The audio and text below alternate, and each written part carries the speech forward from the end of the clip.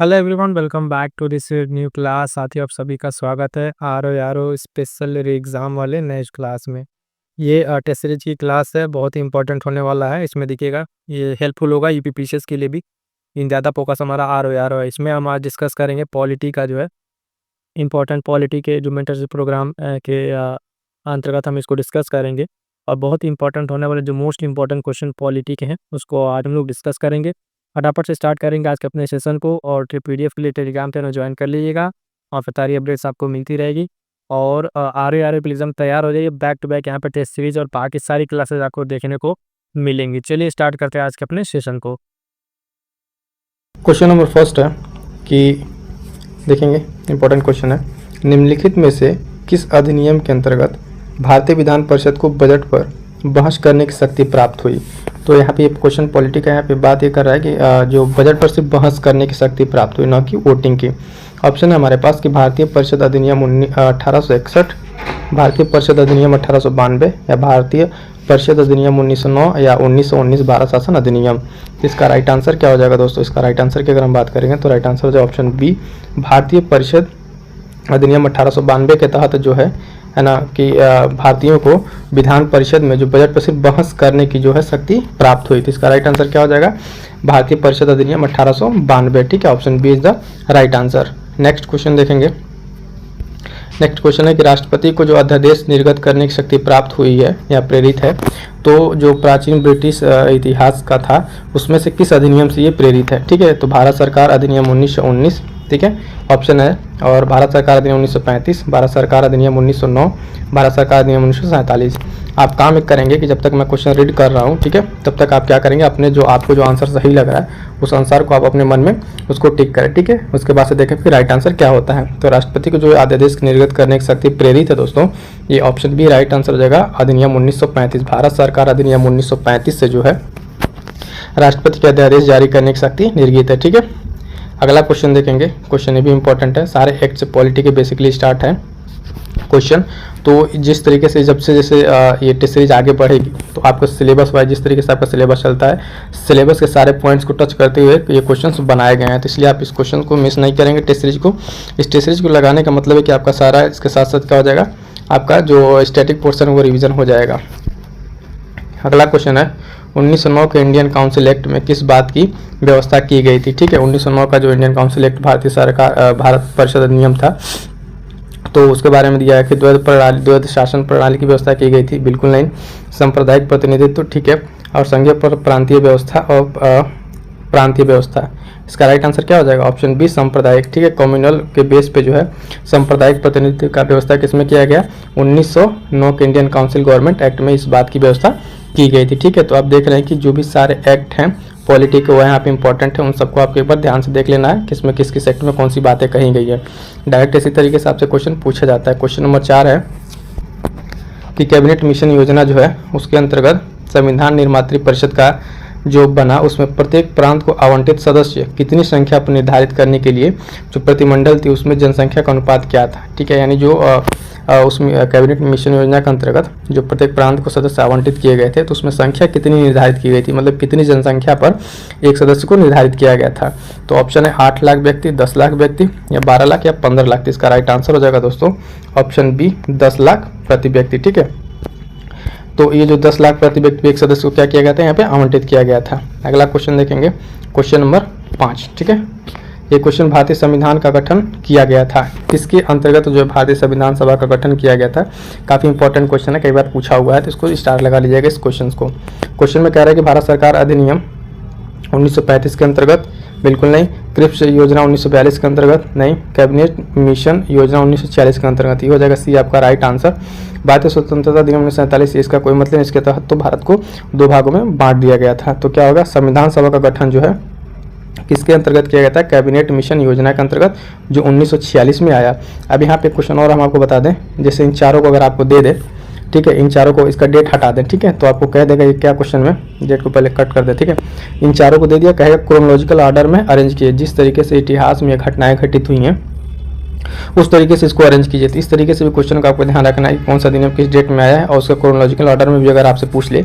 इस तरह क्वेश्चन कई बार प्रीलिम्स में पूछा हो, इसलिए आपको बता रहे हैं कि 2-4 इस तरह की योजना दे देगा, फिर नाम दे देगा, उसको कहेगा कि आपको क्रोनोलॉजिकल ऑर्डर में अरेंज कीजिए। अभी इसी को दे देता तो आपको अरेंज करना होता, तो भारत सरकार अधिनियम 1935 शुरू करके हम इसको अरेंज कर लेते हैं। ठीक है, तो ये क्वेश्चन भी इस तरह का ध्यान रखिएगा। अगला क्वेश्चन है क्वेश्चन नंबर 6। कह रहे भारतीय संविधान को बनाने तो भारतीय संविधान सभा के कुल कितने अधिवेशन हुए। भारत का जो अपना संविधान है, इस संविधान को बनाने के लिए संविधान सभा ने कितने कुल अधिवेशन किए। ऑप्शन है 7 अधिवेशन, 9 अधिवेशन, 11 या 15। तो इसका राइट आंसर हो जाएगा दोस्तों। ठीक है, राइट आंसर हो जाएगा ऑप्शन सी, कुल 11 अधिवेशन किया गया भारतीय संविधान को बनाने के लिए। ठीक है, देखिए किसी भी क्वेश्चन में अगर आपको कहीं कोई डाउट लग रहा हो तो ठीक है, उसको आप कमेंट जरूर कर दीजिएगा, क्योंकि यहाँ पे सारे क्वेश्चन आपको एक अच्छे लेवल के क्वेश्चन आपको यहाँ पे देखने को मिल रहे हैं। ठीक है, अगला क्वेश्चन देखेंगे क्वेश्चन नंबर 7। B.R. अम्बेडकर जो संविधान सभा में निर्वाचित हुए थे, किस कॉन्स्टिट्यूंसी से ये निर्वाचित हुए थे। बंगाल से, बम्बई प्रेसिडेंसी से, तत्कालीन मध्य भारत से, पंजाब से। ठीक है, तो इसका राइट आंसर हो जाएगा दोस्तों यहाँ पे। ठीक है, बम्बई प्रेसिडेंसी से। ठीक है, इसके पहले वो बंगाल से हुए थे, लेकिन जब विभाजन में उसमें चला गया पाकिस्तान में, तो फिर इनको यहाँ से बम्बई प्रेसिडेंसी से इनको क्या किया गया, निर्वाचित किया गया। ठीक है, नेक्स्ट क्वेश्चन देखते हैं। नेक्स्ट क्वेश्चन है क्वेश्चन नंबर 8। किसने कहा था संविधान सभा कांग्रेस थी और कांग्रेस भारत था। तो ये बेसिकली एक स्टेटमेंट है। इस तरह के भी क्वेश्चन आपसे पूछे जाते हैं और पीवाईक्यू में पूछे भी गए हैं कि कोई एक स्टेटमेंट दे दिया, पूछेगा कि इनके द्वारा कहा गया है। तो ऑप्शन है ग्रैनविल ऑस्टिन, जी ऑस्टिन, C.R. एटली, विंस्टन चर्चिल या लॉर्ड माउंटबेटन। इसका राइट आंसर हो जाएगा दोस्तों। ठीक है, राइट आंसर हो जाएगा ऑप्शन है ग्रैनविल ऑस्टिन। जी ऑस्टिन ने कहा था संविधान सभा कांग्रेस थी और कांग्रेस ही क्या था, भारत था। ठीक है, तो ये स्टेटमेंट याद रखेंगे, पूछे जाने वाला स्टेटमेंट है। अगला क्वेश्चन देखेंगे क्वेश्चन नंबर 9। ठीक है, संविधान सभा द्वारा स्थापित मौलिक अधिकारों और अल्पसंख्यकों हेतु सलाहकार समिति के अध्यक्ष कौन थे। यहाँ से भी क्वेश्चन इंपॉर्टेंट हो जाता है कि बहुत सारी जो समितियाँ बनाई गई हैं उनके कौन से अध्यक्ष रहे हैं, तो उस बारे में भी आपको क्या करना है, ध्यान देना है। ठीक है, इसमें ऑप्शन हमारे पास पंडित नेहरू, ठीक है, सरदार पटेल, B.N. राव और अम्बेडकर। इसका राइट आंसर क्या हो जाएगा। ठीक है, कौन सी समिति ये पूछा गया, अल्पसंख्यक समिति। तो इस समिति का अध्यक्ष कौन थे, सरदार पटेल। ठीक है, इंपॉर्टेंट है तो सरदार पटेल। पंडित नेहरू के बारे में भी 2-3 देख लीजिएगा। ठीक है, और अम्बेडकर जो प्रारूप समिति के अध्यक्ष थे, डॉक्टर अम्बेडकर। ठीक है, ड्राफ्टिंग कमेटी। तो इस तरह की जो सारी कमेटियां हैं उन सबको आप एक बार जरूर यहाँ से रिवाइज कर लेगा। रिवाइज करने का टेस्ट तरीका आपको बता दें कि जिस तरीके से आपका जो क्वेश्चन जहाँ पे जो गलत हो रहा है क्वेश्चन, ठीक है, जैसे जो क्वेश्चन गलत हुआ उसको सबको स्टार लगाए, उस टॉपिक को जाके देखिए, उस टॉपिक के क्वेश्चंस को देखिए और उससे रिलेटेड इर्द गिर्द जो भी चीज़ें उसको रिवाइज कर लिए। जैसे कि अभी यहाँ पर हम देखेंगे इस समिति के बारे में बात की गई। ठीक है, जो संविधान सभा द्वारा जो भी समितियाँ थी, तो वहाँ पे कौन कौन सा और अन्य समितियाँ, उन समितियों को जाकर रिवाइज एक बार जरूर कर लेंगे। अगला क्वेश्चन देखेंगे क्वेश्चन नंबर 10। ठीक है, क्वेश्चन नंबर 10 क्या कह रहा है, भारत में न्यायिक पुनरीक्षण जुडिशियल रिव्यू की संकल्पना जो है निम्नलिखित देश से ली गई। किस देश से ली गई जुडिशियल रिव्यू की व्यवस्था। ऑप्शन है हमारे पास देखेंगे अगर यूनाइटेड किंगडम, संयुक्त राज्य अमेरिका, USA और ऑस्ट्रेलिया। सॉरी USR है, ये USA नहीं, USR है यानी रसिया जो उस टाइम का था। तो जुडिशियल रिव्यू कहाँ से लिया गया, इसका राइट आंसर हो जाएगा दोस्तों ऑप्शन बी, संयुक्त राज्य अमेरिका। ठीक है, USA से लिया गया क्या, जुडिशियल रिव्यू की व्यवस्था। अब यहाँ से आप देखेंगे कि बहुत सारे क्वेश्चन बनते हैं कि भारतीय संविधान में जो प्रावधान है, मूल कर्तव्य कहाँ से लिया गया है, मौलिक कर्तव्य कहाँ से लिया गया है। ठीक है, उसके साथ साथ जो फंडामेंटल राइट हैं, बहुत सारे समवर्ती सूची, इस तरह बहुत सारे क्वेश्चन हैं, उन सबको आप यहाँ से रिवीजन करेंगे जाके। ठीक है, तो इसका राइट आंसर समझ में आएगा, जुडिशियल रिव्यू कहाँ से, USA से। ठीक है, संयुक्त राज्य अमेरिका से। अगला क्वेश्चन देखेंगे, देखिए इंपॉर्टेंट क्वेश्चन है, उसी तरीके से है। कह रहा है भारतीय संविधान कुछ विशेषताएं दी गई हैं और दुनिया भर के विभिन्न संविधानों से ली गई हैं। निम्नलिखित विचार करना है और बताना क्या है, कौन सा सही सुमेलित है। ठीक है, तो मजबूत केंद्र वाला संघ जो है ऑस्ट्रेलिया संविधान से लिया गया है, बिल्कुल नहीं, ये तो कनाडा से था। समवर्ती सूची, ये कनाडा, ये गलत कर देखिए, यहाँ पे दोनों चेंज कर दिया। ठीक है, तो ये दोनों तो गलत हो जाएंगे, एक काट दीजिए, दो काट दीजिए। राज्यसभा के सदस्यों का नामांकन आयरिश संविधान, ये सही लग रहा है। और आपातकालीन प्रावधान दक्षिण अफ्रीका नहीं, यहाँ से तो दक्षिण अफ्रीका से क्या लिया गया दोस्तों, अमेंडमेंट लिया गया है।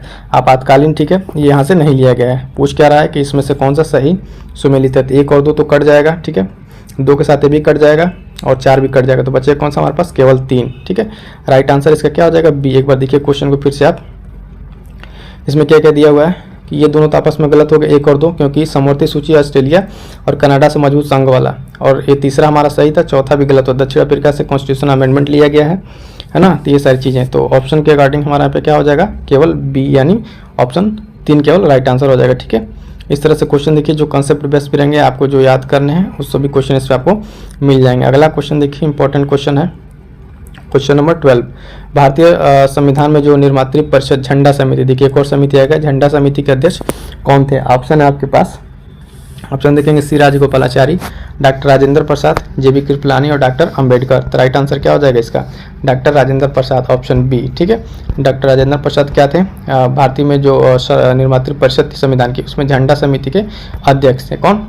राजेंद्र प्रसाद। ठीक है, बी आर अम्बेडकर के बारे में बताया कि प्रारूप समिति के अध्यक्ष थे, उसमें कितने मेंबर थे? कुल 7 मेंबर थे, भी याद रखिएगा। ठीक है, नेक्स्ट क्वेश्चन देखते हैं। क्वेश्चन नंबर 13, कह रहा है भारतीय संविधान को कितने भागों में विभाजित किया गया? तो सिंपल सा क्वेश्चन है, 16 भागों में, 20 भागों में, 24 भागों में, 25 भागों में। तो इस समय के अनुसार जो वर्तमान में है कितने भागों में? 25 भागों में। ठीक है, राइट आंसर 25 भाग में। मूलतः इसके पहले कितने भाग थे? 22 भाग थे, लेकिन अभी देखेंगे टोटल लेके तो कितने हो गए? 25 भाग हो गए। ठीक है, तो याद रखेंगे संविधान में कितने भाग में है, कितने अनुसूचियां हैं, है ना, किस किस संविधान के किस अनुसूची में क्या चीज़ कही गई है, किस पार्ट में किस चीज़ का मेंशन है, किस बात का उल्लेख किया गया है, ये सब सारी चीज़ें रखिएगा। बेसिक से यहाँ क्वेश्चन बनता है, इस पॉइंट से आपको बता दे रहे हैं। अगला क्वेश्चन देखिए इसी तरीके का है कुछ, क्वेश्चन नंबर 14। ठीक है, कह रहा है कि सुमिलित करना है, मौलिक अधिकार है, मौलिक कर्तव्य है, संघ है, आपात व्यवस्था, किस किस संविधान के किस भाग से उल्लिखित है? तो यहाँ पे देखेंगे सबसे पहले मौलिक अधिकार। मौलिक अधिकार किस भाग में है? संविधान के भाग के 4(1) में, यानी पहला का पहला हो जाएगा। ठीक है, पहला का पहला। मौलिक कर्तव्य किस में है? मौलिक कर्तव्य, 1 मिनट के, संघ और आपातकाल दिया है ना। ठीक है, तो मौलिक कर्तव्य फंडामेंटल ड्यूटीज जो है वो हमारा किस में है? भाग 4(1) में। ठीक है, और मौलिक अधिकार फंडामेंटल राइट ये हो जाएगा भाग 3 में। ठीक, आपात उपबंध और संघ, संघ जो है यूनियन के बारे में बात किया भाग 5 में, और इमरजेंसी प्रोविजन जो है ये 18वें भाग में। पहले वाला थोड़ा सा गलत हो गया, तो ये किस में हो जाएगा? आपात इसमें हो जाएगा, संघ 5 में, और मौलिक कर्तव्य 4(1), और अधिकार जो है पार्ट 3 से है। तो इस हिसाब से आपका ए का 2 और बी का पहला, इसको ऑप्शन में देखना हमें, ए का 2 और यहाँ पे ABCD दिया हुआ है 2 और बी का पहला, ए का 2 बी का पहला, तो दोनों कट जाएंगे। और सी का जो हमारा चौथा था, सी का चौथा यानी ऑप्शन ए यहाँ पे हमारा क्या हो जाएगा? राइट आंसर हो जाएगा। ठीक है, उसको मैच करने एक बार फिर से यहाँ बता दे रहे हैं, पहली बार थोड़ा सा मिस्टेक हो गया था। अब यहाँ पे देखिए मौलिक कर्तव्य मौलिक अधिकार जो है भाग 3 में है, मौलिक कर्तव्य 4(1) में। ठीक, और संघ किस में है? संघ आपका 5 में हो जाएगा, और इमरजेंसी 18 में हो जाएगा। ठीक है, अगला क्वेश्चन देखते हैं, ये कहीं भी थोड़ा बस। नेक्स्ट क्वेश्चन देखें, क्वेश्चन नंबर 15, भारतीय संविधान के किस अनुच्छेद में अंतर्गत अखिल भारतीय सेवाओं का प्रावधान किया गया? जो ऑल इंडिया लेवल सर्विसेज हैं, किस आर्टिकल में उल्लेख है? ठीक है, तो अनुच्छेद 310, 311, 312 और 313। तो इसका राइट आंसर क्या हो जाएगा? अनुच्छेद 312। ठीक है, ऑप्शन सी इसका राइट आंसर हो जाएगा। ठीक है, ऑल इंडिया सर्विसेज जो UPSC कंडक्ट कराती है उसके लिए इसमें 312 में बात की गई है। ठीक है, यहाँ पे आपसे क्वेश्चन पूछते हैं, इसको जरा अगर आपको देखते हैं आता है कि इसको कमेंट करो। इसमें यहाँ पे एक क्वेश्चन बनेगा किस पार्ट में है संविधान के। ठीक है, संविधान किस पार्ट में है, तो इसको जरा आप कमेंट करके बताइएगा। तो चलिए नेक्स्ट क्वेश्चन आपके लिए, क्वेश्चन नंबर 16, भारतीय संविधान के किस अनुच्छेद में केंद्र शासित प्रदेश जो है के लिए उच्च न्यायालय का प्रावधान किया गया है? यानी केंद्र शासित प्रदेशों के लिए इसमें बात की जा रही है उच्च न्यायालय के लिए। ठीक है, तो ऑप्शन हमारे पास है आर्टिकल 240, 241, 42 और 39। इसका राइट आंसर हो जाएगा दोस्तों ऑप्शन बी 241 में। ठीक है, बाकी सब आर्टिकल में क्या क्या बात की गई है? तो 240 में अगर बात करें तो इसमें बात किया गया है प्रेसिडेंट के लिए, जो प्रेसिडेंट का पावर है किसके लिए? कुछ यूटीज़ के लिए। ठीक है, 242 में क्या है? 242 को तो निकाल दिया गया, रिपीट कर दिया गया। 239 में बात करेंगे तो एडमिनिस्ट्रेशन के बारे में बात की गई, यूटी के एडमिनिस्ट्रेशन में, यानी जो केंद्र शासित प्रदेश उसका शासन कैसे चलेगा, 239 में बात की गई है। क्वेश्चन के अकॉर्डिंग जो हमारा आंसर हो जाएगा इसका राइट आंसर 241, आर्टिकल 241। ठीक है, नेक्स्ट क्वेश्चन देखते हैं। नेक्स्ट क्वेश्चन क्या है? ये भी मैच करने वाला क्वेश्चन देखिए, संविधान की अनुसूची वही दे दिया जो क्वेश्चन अभी हमसे पहले बता रहे थे। ठीक है, अनुसूची दे दिया है और विषय दे दिया, उसको मैच करना है। तो यहाँ अनुसूची एक तरफ विषय है। चौथी अनुसूची है, ठीक है, 6वीं, 8वां और 9वां है। तो 9वें के बारे में बात करें, 9वें में तो भूमि सुधार के बारे में बात किया है, डी का पहला हो जाएगा, है ना। चौथे में आप देखेंगे चतुर्थ यानी इसमें जनजातीय क्षेत्र, और छठे में क्या है? भाषा और राज्यसभा। ठीक है, तो 8वें में क्या है? भाषा है, सी का दूसरा। तो ये दोनों पहले मिला देखते हैं, ऑप्शन एलिमिनेट होता है, डी का पहला और सी का दूसरा। ऑप्शन अगर आप देखें तो डी का पहला आपका यहाँ पे और सी का दूसरा, यानी आप ऑप्शन आपका ये हो जाएगा, सी यहाँ पे हो जाएगा, ए का हो जाएगा तीसरा। चौथे में क्या हो जाएगा? चौथे में आपका यहाँ पे ए का हो जाएगा आपका राज्यसभा, ठीक है।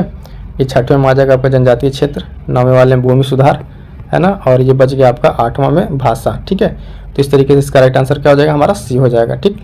सी यहाँ राइट आंसर हो जाएगा। एक बार फिर से इसको समझ लीजिएगा, इस क्वेश्चन को, इंपॉर्टेंट है, ठीक है। किस में किस चीज़ के मेंशन किया गया है, तो 9वें में भूमि सुधार के बारे में बात किया गया है, ठीक है। चौथे में आपका यहाँ पे राज्यसभा के बारे में, और छठवें में जनजातीय क्षेत्र, और 8वां क्या है, भाषा के बारे में, ठीक है। नेक्स्ट क्वेश्चन देखते हैं। इस क्वेश्चन को थोड़ा ध्यान से पढ़िएगा। क्वेश्चन नंबर 18, इसमें क्या कह रहा है, भारतीय संविधान के अंतर्गत विषय संबंधी सूची के बारे में सुमेलित नहीं है, ठीक है, सुमेलित नहीं है।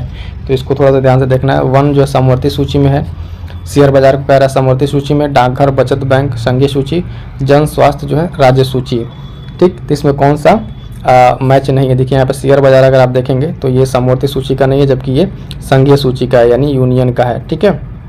सुमेलित कौन सा नहीं है, बी नहीं है। बाकी वन समवर्ती सूची में सही है, डाकघर संघीय सूची है, जन स्वास्थ्य राज्य सूची है, ये तीनों सही है।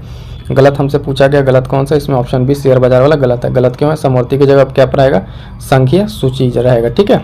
नेक्स्ट क्वेश्चन देखते हैं, क्वेश्चन नंबर 19 नंबर क्वेश्चन, भारतीय संविधान की किस अनुसूची में विभिन्न राज्यों के अनुसूचित प्रशासन को नियंत्रण हेतु विशेष उपबंध किया गया है, ठीक है। इसमें प्रशासन के बारे में किस अनुसूची में, तो तीसरा में तो नहीं है, 5वां हो जाएगा। 7वें में आपका उसके बारे में है, किसके बारे में, अनुसूची के बारे में। 9वां तो भूमि सुधार से था। तो इसका राइट आंसर क्या हो जाएगा, ऑप्शन यहाँ पे आपका हो जाएगा बी जो है 5वीं अनुसूची। 5वीं अनुसूची में क्या, अनुसूचित क्षेत्रों के प्रशासन और नियंत्रण के बारे में विशेष उपबंध किया गया 5वीं अनुसूची में, ठीक है। 7वां में हमने आपको बता दिया कि जो तीनों लिस्ट सूचियाँ उसके बारे में, भूमि सुधार, इस तरह से चीज़ें यहाँ पे क्लियर हो जाती हैं। अगला देखें क्वेश्चन नंबर 20 में क्या है, लोकतंत्र, संसदीय लोकतंत्र की सबसे आवश्यक विशेषता क्या है, एक मजबूत केंद्र, संसद सदस्यों का सीधा चुनाव, द्विसदनीय विधानमंडल, या संसद के प्रति कार्यपालिका की जवाबदेहिता। तो इसका राइट आंसर हो जाएगा ऑप्शन डी, ठीक है। संसद के प्रति जो कार्यपालिका की जवाबदेहिता है, ये इसका इंपॉर्टेंट हो जाता है। सबसे पहले किसका फीचर, संसदीय लोकतंत्र का, ठीक है। तो क्या होता है संसदीय लोकतंत्र में, जो उसकी मेन फीचर है कि संसद के प्रति उसकी कार्यपालिका की जवाबदेहिता, ठीक है। ये इसका राइट आंसर हो जाएगा। नेक्स्ट क्वेश्चन देखें, क्वेश्चन नंबर 21। क्वेश्चन नंबर 21 में क्या कहा गया, भारतीय संविधान के निर्माण में कितना समय लगा, भारतीय संविधान के निर्माण में कितना समय लगा था, उसकी अवधि क्या थी। 1 साल, बिल्कुल नहीं। 2 साल तो लगा था, 3 साल वाले को काट दीजिए। 10 महीने 15 दिन, 11 महीने 17 दिन, ऑप्शन सी इसका राइट आंसर हो जाएगा, ठीक है, ये वाला। संविधान निर्माण में कितने दिन लगे थे, 2 साल, 11 महीने और 17 दिन। तो ये क्वेश्चन आप देखिए जिस तरीके से फैक्चुअल और जो इंपॉर्टेंट क्वेश्चन हो जाता है, पूछा हुआ क्वेश्चन है, ठीक है। क्वेश्चन नंबर 22 देखते हैं। अगला क्वेश्चन कह रहा है कि निम्नलिखित में से किसने कहा है कि संविधान को संघवाद के सही ढांचे में स्थापित नहीं किया गया। ये किसका स्टेटमेंट है, फिर एक बार स्टेटमेंट आ गया। आपसे पहले भी करें, पॉलिटी के जो भी स्टेटमेंट वाले क्वेश्चन इंपॉर्टेंट हो जाते हैं उसको ध्यान रखिएगा। डी बसु, के मुंशी, या BR अम्बेडकर, ठीक है, AK अयंगर, ठीक है, अय्यर। तो किसका स्टेटमेंट है दोस्तों, ये इनका डी ऑप्शन राइट आंसर हो जाएगा। AK अय्यर का स्टेटमेंट है कि संविधान को जो है संघवाद के सही ढांचे में स्थापित नहीं किया गया। राइट आंसर क्या हो जाएगा हमारा, ऑप्शन डी राइट आंसर हो जाएगा। अगला क्वेश्चन देखेंगे, क्वेश्चन नंबर 23। भारतीय संविधान की प्रस्तावना के संदर्भ में निम्नलिखित में से कौन सा क्रम सही है, ठीक है, कौन सा सही है। तो जो प्रियम्बल में जो चीज़ें दी हुई हैं, है ना, वहाँ से कौन सा इसका जो सारे शब्द हैं उसके कौन सा इसका सही होगा। तो उसमें किस तरीके से संप्रभु, समाजवादी, धर्मनिरपेक्ष, लोकतांत्रिक, गणतंत्र की बात की जाती है। तो ये वाला स्टेटमेंट देखिए किसमें मैच कर रहा है, संप्रभु और समाजवादी। संप्रभु समाजवादी ये तो पहला काट दीजिए, संप्रभु लोकतांत्रिक, ये लोकतांत्रिक तो लास्ट में से पहले आएगा, और गणतंत्र लास्ट में आएगा। तो ये दोनों, ये कट ही गया है, ये भी कट जाएगा, ऑप्शन डी।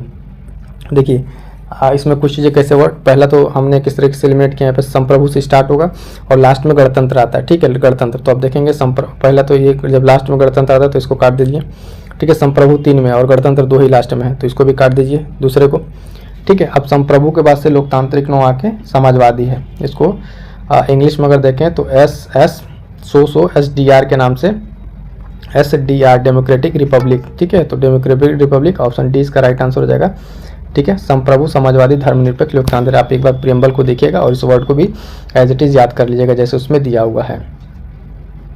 अगला क्वेश्चन देखेंगे, क्वेश्चन है 24 नंबर का। कह रहा है कि निम्नलिखित में कौन सा शब्द प्रस्तावना के 42वें संविधान संशोधन के माध्यम से नहीं जोड़ा गया। ध्यान दीजिएगा, नहीं पूछा हुआ है। तो समाजवादी, बंधुत्व, धर्मनिरपेक्षता और अखंडता, इसमें से क्या नहीं जोड़ा गया जो पहले से ऑलरेडी संविधान में था।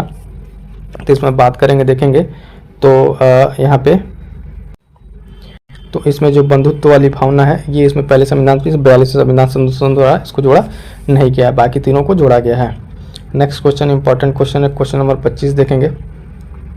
भारतीय संविधान की प्रस्तावना में संशोधन किया जा सकता है, प्रस्तावना की बात कर रहा है, ठीक है। इस पर ध्यान दीजिए किस तरीके से संशोधन किया जा सकता है, साधारण बहुमत से, विशेष बहुमत से, साधारण बहुमत से, आधे राज्यों की सहमति से, या संशोधित नहीं किया जा सकता। तो पहले तो मामला संशोधित नहीं किया जा सकता, फिर किया तो बहुत सारी चीज़ें आई, कोर्ट का फैसला भी आया, तो इसमें जो किया था विशेष बहुमत से, ठीक है। ऑप्शन 20 का राइट आंसर हो जाएगा, विशेष बहुमत से इसको किया जा सकता है, ठीक है। क्वेश्चन नंबर 26 देखेंगे। भारतीय संविधान का कौन सा भाग केंद्र राज्य वित्तीय संबंधों के बारे में संबंधित है, ठीक है। केंद्र वित्तीय राज्य संबंध यानी सेंट्रल स्टेट जो फाइनेंशियल स्टेटमेंट के बारे में बात करता है। हमने आपसे कहा था भाग के बारे में क्वेश्चन समझ लीजिएगा, वहाँ से क्वेश्चन पूछे जाते हैं। भाग 5 में तो सेंट्रल के बारे में बात की गई है, भाग 8 में तो यूटीज के बारे में है, ये यूटीज के बारे में, केंद्र शासित प्रदेशों के बारे में 15 और ये 11। 15 में तो आपका वो क्या कहते हैं इलेक्शन के बारे में है, ठीक है।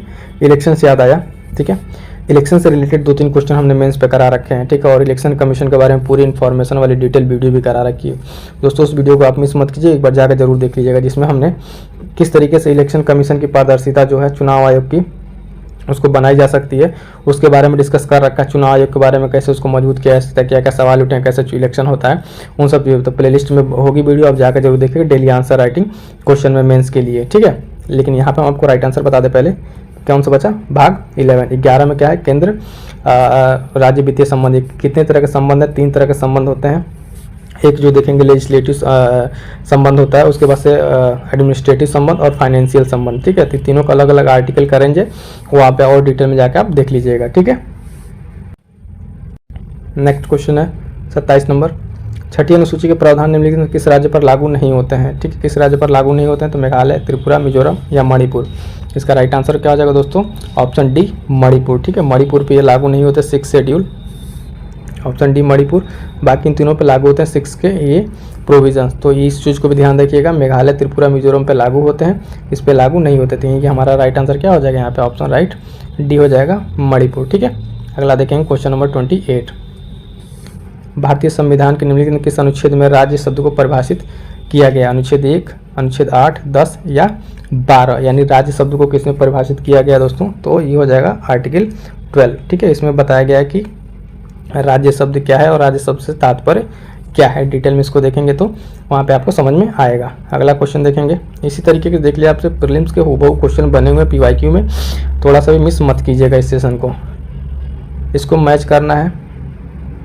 क्वेश्चन नंबर 29 को देख लेते हैं, थोड़ा सुमेल करना है। राज्य दिया हुआ और उसका राज्य जब को उसको पूर्ण राज्य का दर्जा दिया है, गोवा, हरियाणा, मेघालय, सिक्किम, ठीक है। तो गोवा को तो आप देखेंगे सबसे लास्ट में मिला था इसमें, ठीक है। सबसे लास्ट में गोवा कितना हो जाएगा 1987, ठीक है। हरियाणा लगभग आई थिंक 72, तो बी का कौन सा हो जाएगा, हरियाणा आपका हो जाएगा 1966, ठीक है।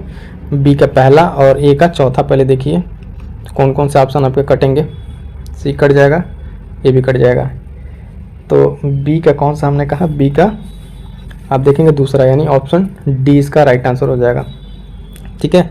कौन कौन सा एक बार यहाँ समझ लीजिए, यहाँ पे भी देख लीजिए बहुत सारे अदर भी स्टेट हैं, अन्य स्टेट है जिनका एक दिया हुआ है एक जगह पॉलिटी में, उनको आप एक बार याद कर लीजिए। गोवा 1987 है ना, हरियाणा आपका 1966, मेघालय आपका 1972 और सिक्किम 1975। तो ये याद रख लीजिए, इतना तो याद ही कर लीजिएगा, बाकी अदर भी देख के आप वहाँ से याद कर लीजिएगा। ये आपको बता रहे हैं किस तरीके से कहाँ से क्वेश्चन बन सकते हैं, वो भी ध्यान में रखते चलिएगा। क्वेश्चन नंबर 30 क्या है कि भारतीय संविधान में नागरिकता का प्रावधान कब लागू हुआ, ठीक है। कब लागू हुआ, 1950 में, 49 में, 51 या 52 में। तो पहला प्रावधान नागरिकता के संबंध में लागू हुआ दोस्तों है 1949 में। डेट आपको बता दें 26 नवंबर 1949, 26 नवंबर 1949 को लागू हुआ नागरिकता का प्रावधान पहली बार। अगला क्वेश्चन देखते हैं, क्वेश्चन नंबर 31। इसमें क्या कह रहा है, भारतीय संविधान के किस अनुच्छेद के तहत एक उच्च न्यायालय मौलिक अधिकारों की रक्षा के लिए रिट जारी कर सकता है। उच्च न्यायालय की बात कर रहा है, सर्वोच्च न्यायालय की बात नहीं कर रहा। अनुच्छेद 15, 32 और 35 और 226। यहाँ पर आगे आप ऑप्शन देखते क्या लगा देंगे, ऑप्शन बी, ठीक है। तो ये आपका तुरंत गलत हो जाएगा, क्यों गलत हो जाएगा, ये सुप्रीम कोर्ट के लिए। सर्वोच्च न्यायालय मेजोरिटी जारी करता है 32 के अंतर्गत, और हाई कोर्ट जो है उच्च न्यायालय किसके अंतर्गत 226 के अंतर्गत, यानी इसका राइट आंसर क्या हो जाएगा डी। तो इसी तरीके से ध्यान देंगे दोस्तों, फाइनल एग्जाम में भी जो आपके पहले ऑप्शन है, पहले पूरे ऑप्शन को आपको पढ़ना है।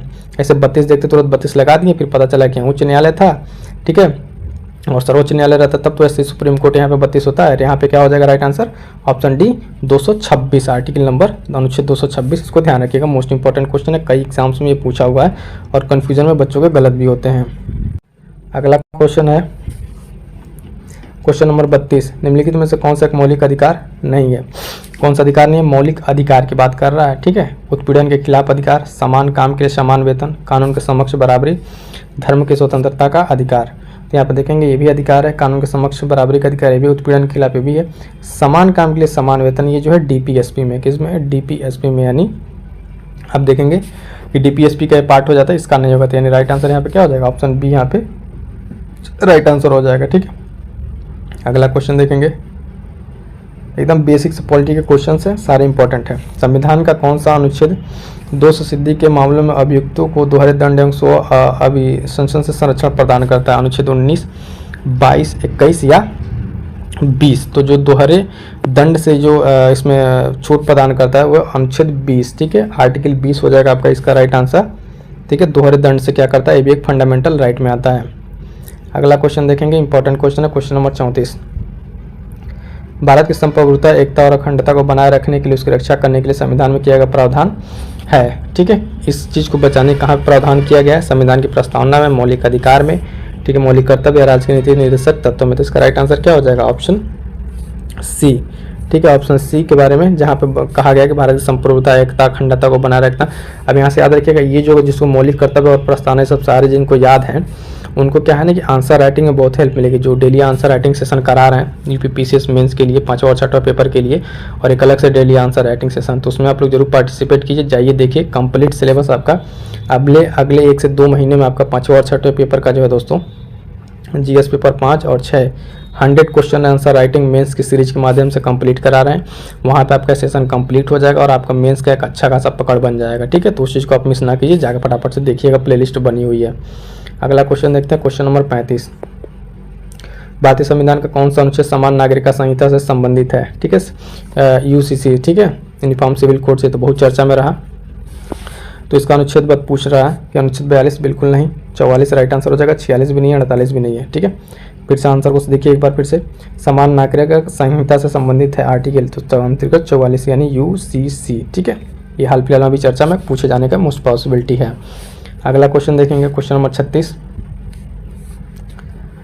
कह रहा है कि निम्नलिखित में से राज्य की नीति निर्देशक ऐसा चेक है, राज्य का नीति निर्देशक जो सिद्धांत एक ऐसा चेक है जो बैंक की सुविधा अनुसार अदा किया था, किसने कहा था ये बात, ठीक है, बी आर अम्बेडकर, के एम मुंशी, डॉक्टर राजेंद्र प्रसाद, के टी शाह। तो ये स्टेटमेंट जो है याद रखिए के टी शाह का है। इन्होंने कहा था कि एक ऐसा चेक है जो बैंक की सुविधा के अनुसार क्या किया जाता है, भजाया जाता है।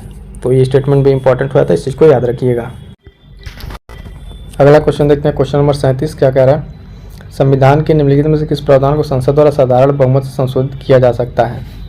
तो साधारण बहुमत से किसको संशोधित किया, संसद के सदस्यों के वेतन और भत्ते को किया जा सकता है, अन्य राज्यों का प्रयोग किया जा सकता है, नागरिकता अधिकार से संबंधित क्या था, नीति निर्देशक को नहीं किया जा सकता, ठीक है। तो 4 को काट दीजिए ऑप्शन में, इसको काट दीजिए, इसको काट दीजिए, इनमें से कोई नहीं कह रहा, सही पूछ रहा है, तो 1, 2, 3 हमारा सही हो जाएगा। कौन सा सही हो जाएगा इसमें, राइट आंसर हो जाएगा ऑप्शन ए 1, 2, 3, ठीक है। ये तीनों को किया जा सकता है, संसद के नए सदस्यों को जो वेतन है उनको, नए राज्यों का प्रवेश, नागरिकता संबंधी सब चीज़ें की जा सकती हैं। अगला क्वेश्चन देखेंगे, इंपॉर्टेंट है, भारत में न्यायिक सक्रियता संबंधित है किससे, प्रतिबद्ध न्यायपालिका से, जनहित याचिका से, न्यायिक संयम से, न्यायिक स्वतंत्रता से। तो राइट आंसर क्या हो जाएगा, ऑप्शन बी जनहित याचिका से, ठीक है, PIL से संबंधित है ये।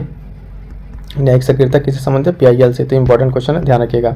अगला मोस्ट इंपॉर्टेंट क्वेश्चन, रिपीटेड एकदम कितनी बार, बहुत सारे एग्जाम से पूछा हुआ, कि संविधान संशोधन द्वारा दिल्ली को राष्ट्रीय राजधानी क्षेत्र का दर्जा दिया गया है, 67वां, 69वां, 68 और 70वां। ये होगा किसमें, 69वां में, ठीक है। 69वां में क्या दिया गया, राष्ट्रीय राजधानी क्षेत्र को दर्जा दिया गया, और उसकी सीट के बारे में बात करेंगे तो शायद लेकिन 70 वाले में किया गया है। अगला देखेंगे क्वेश्चन नंबर 40।